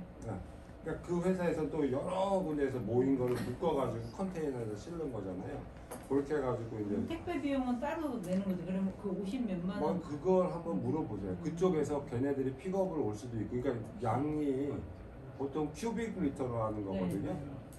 1m, 1m, 1m 그래가지고 그 큐빅으로 해서 내가 1큐빅이냐 2큐빅이냐 만약에 2큐빅이면 너무 크잖아요. 그러니까 그 트럭을 어떻게 걔네들이 와서 픽업을 해야 되겠지. 그래서 이제 그 업체마다 그게 좀 다를 것 같아요.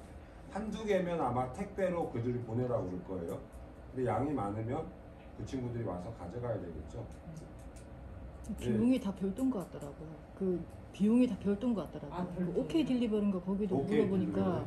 그 집 앞으로 가져다 주는 게 아니고 어디 자기 회사에 있는 뉴질랜드 지점으로 보내고 거기서 자기 집까지 받으려면 또 추가 비용을 더 추가 내야지 비용. 자기 집까지. 그러면은 그 비용 딱 나와 있는 거 그 배편. 네, 딱 그 항목만 딱 되고 나머지 어디까지 갖다 달라는 건 다 추가로 또 들어가더라고요. 그러면 메리트가 별로 없는데. 네, 네. 메리트가 또 없어. 네. 그래서 거기 가서 사는 게 제일 나은 것 같아요. 사는 게 그 보내는 비용이면 거기 가서 다 산다니까요. 이게 책도 나중에 도로 한국에 가져가시려면 엄청 힘들어요. 그래서 책도 너무 많이 안 가져오시는 게 좋을 것 같아요. 필요할 때 그냥 주문해서 읽으시고 저희 유학원에도 책 많으니까요. 그게 진짜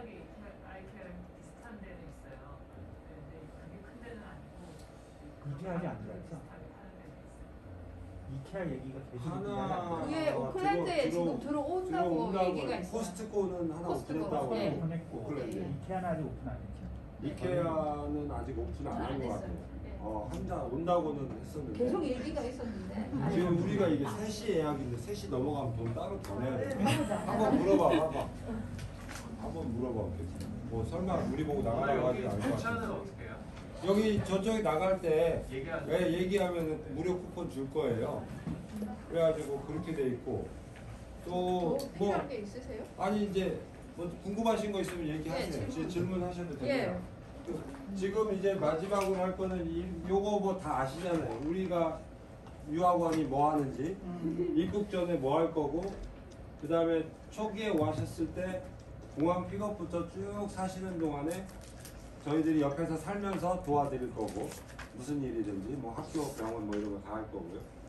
그 다음 초기 이제 한 달 이내 할 거고 그 다음에 이제 체류 기간 내내 이제 계속 아이들 학교 문제 병원 아픈 거 다 저희들이 옆에서 지원해 줄 거고 그 다음에 뭐 귀국 정리 업무까지 나중에 뭐 렌트집이랑 자동차랑 살림 이런 것까지도 다 패키지를 다 그 다음 가족들한테 넘기고 그 다음에 이제 편안하게 성공적으로 유학을 마치고 돌아올 수 있도록 저희들이 옆에서 많이 도와드릴게요. 질문 있으면 하셔도 되고요. 네. 네. 저희들이 다 단톡으로 묶어드리니까요. 질문 다 카톡에다가 하셔도 됩니다. 수학학원 한국 수학 하는 것들도 있어요. 네, 있습니다. 작년부터요. 지금 저희가 세라셀이 아마 한국 수학? 예. 초중고 다 됩니다. 근데 완전 저학년은 아닌 것 아니에요? 같고요. 네. 초등학교가 김창규 선생님이 계시고 김세라 선생님 두 분이 계시거든요. 한국 수학. 네, 거기 그래서 가면은 원하시는 이제 거기 수학 용어 같은 게 어려워가지고요. 그 나라 수학을 한국 선생님이 영어로 가르쳐 주시기도 해요. 네, 빨리 따라 잡으라고요. 글자가 다시 와야 돼서. 또 오기 그렇죠, 전에는 그렇죠. 비국 수학반 또 따로 있고요. 처음에 오면은 막 영어에다 좀 많이 시간을 쓸 거고 그 다음에 귀국하기 한 1년 전에는 또 한국 수학을 막 또 영어에다가 한국 수학 막 넣고 막 이러더라고요. 혹시 모기 많아요? 모기가 여기보다는 안 많습니다. 근데 있기는 있어요. 예. 모기장 이런 거다 팔죠? 모기장을 팔지는 않고요. 어머님들이 요즘 어떻게 하시냐면 창문에다가 이렇게 자석으로 해갖고 붙이는 넷이 있더라고요. 그거 온라인으로 주문해가지고 받으셔가지고 창에다가 이렇게 붙이시. 방충망이 따로 방충망 따로. 현지인은 안 근데 팔고요. 나는 모기가 예. 저는 없다고 얘기해요.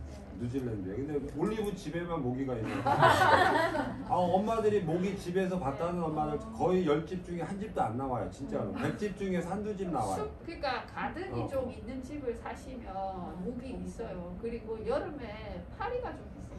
파리. 여름에 이제 우리가 그것도 파리도 한국 음식 할 때만 들어와요. 예, 이게 한국 음식 냄새가 제일 강해서 그래서 저희도 방충망을 보통 안 쓰고 예. 그 다음에 또 모기보다는 사실은 이제 여름철에 샌드플라이라고 해서 숲속에 가면 조금 하루살이 같은 게 있어요. 예. 모기 걱정은 안 해도 완전 됩니다. 요만한 진짜. 새카만 플라인데요. 그게 물리면 굉장히 간지러워요. 그래서 이제 여름에는 이제 그 밖에 나갈 때 스프레이 있잖아. 모기 퇴치제 같은 거 이거 보통 요 밑에만 물거든요. 네. 위로는 못 올라와요. 그러니까 이게. 스프레이로 다리 같은 거 다 뿌리시고 이제 숲에 들어가시고. 그 현지에는 그 방충망 비슷한 거 현지는 아예 안 팔아요. 하는데 그 퀄리티라든지 그 금액이 조금 세요. 그래서 뭐 우리나라에 한국은 워낙 자석 이런 걸로 해갖고 잘 나오더라고요. 그래서 집에 들어가시고 이제 사이즈 재가지고 주문해서 받아서 쓰시고 그러더라고요. 그럼 오늘 뭐 일단 요 정도로 끝내고요. 또 조금 뭐 개인적으로 남아서 더 궁금하신 분들은 더 계셔도 됩니다. 일단 오늘 행사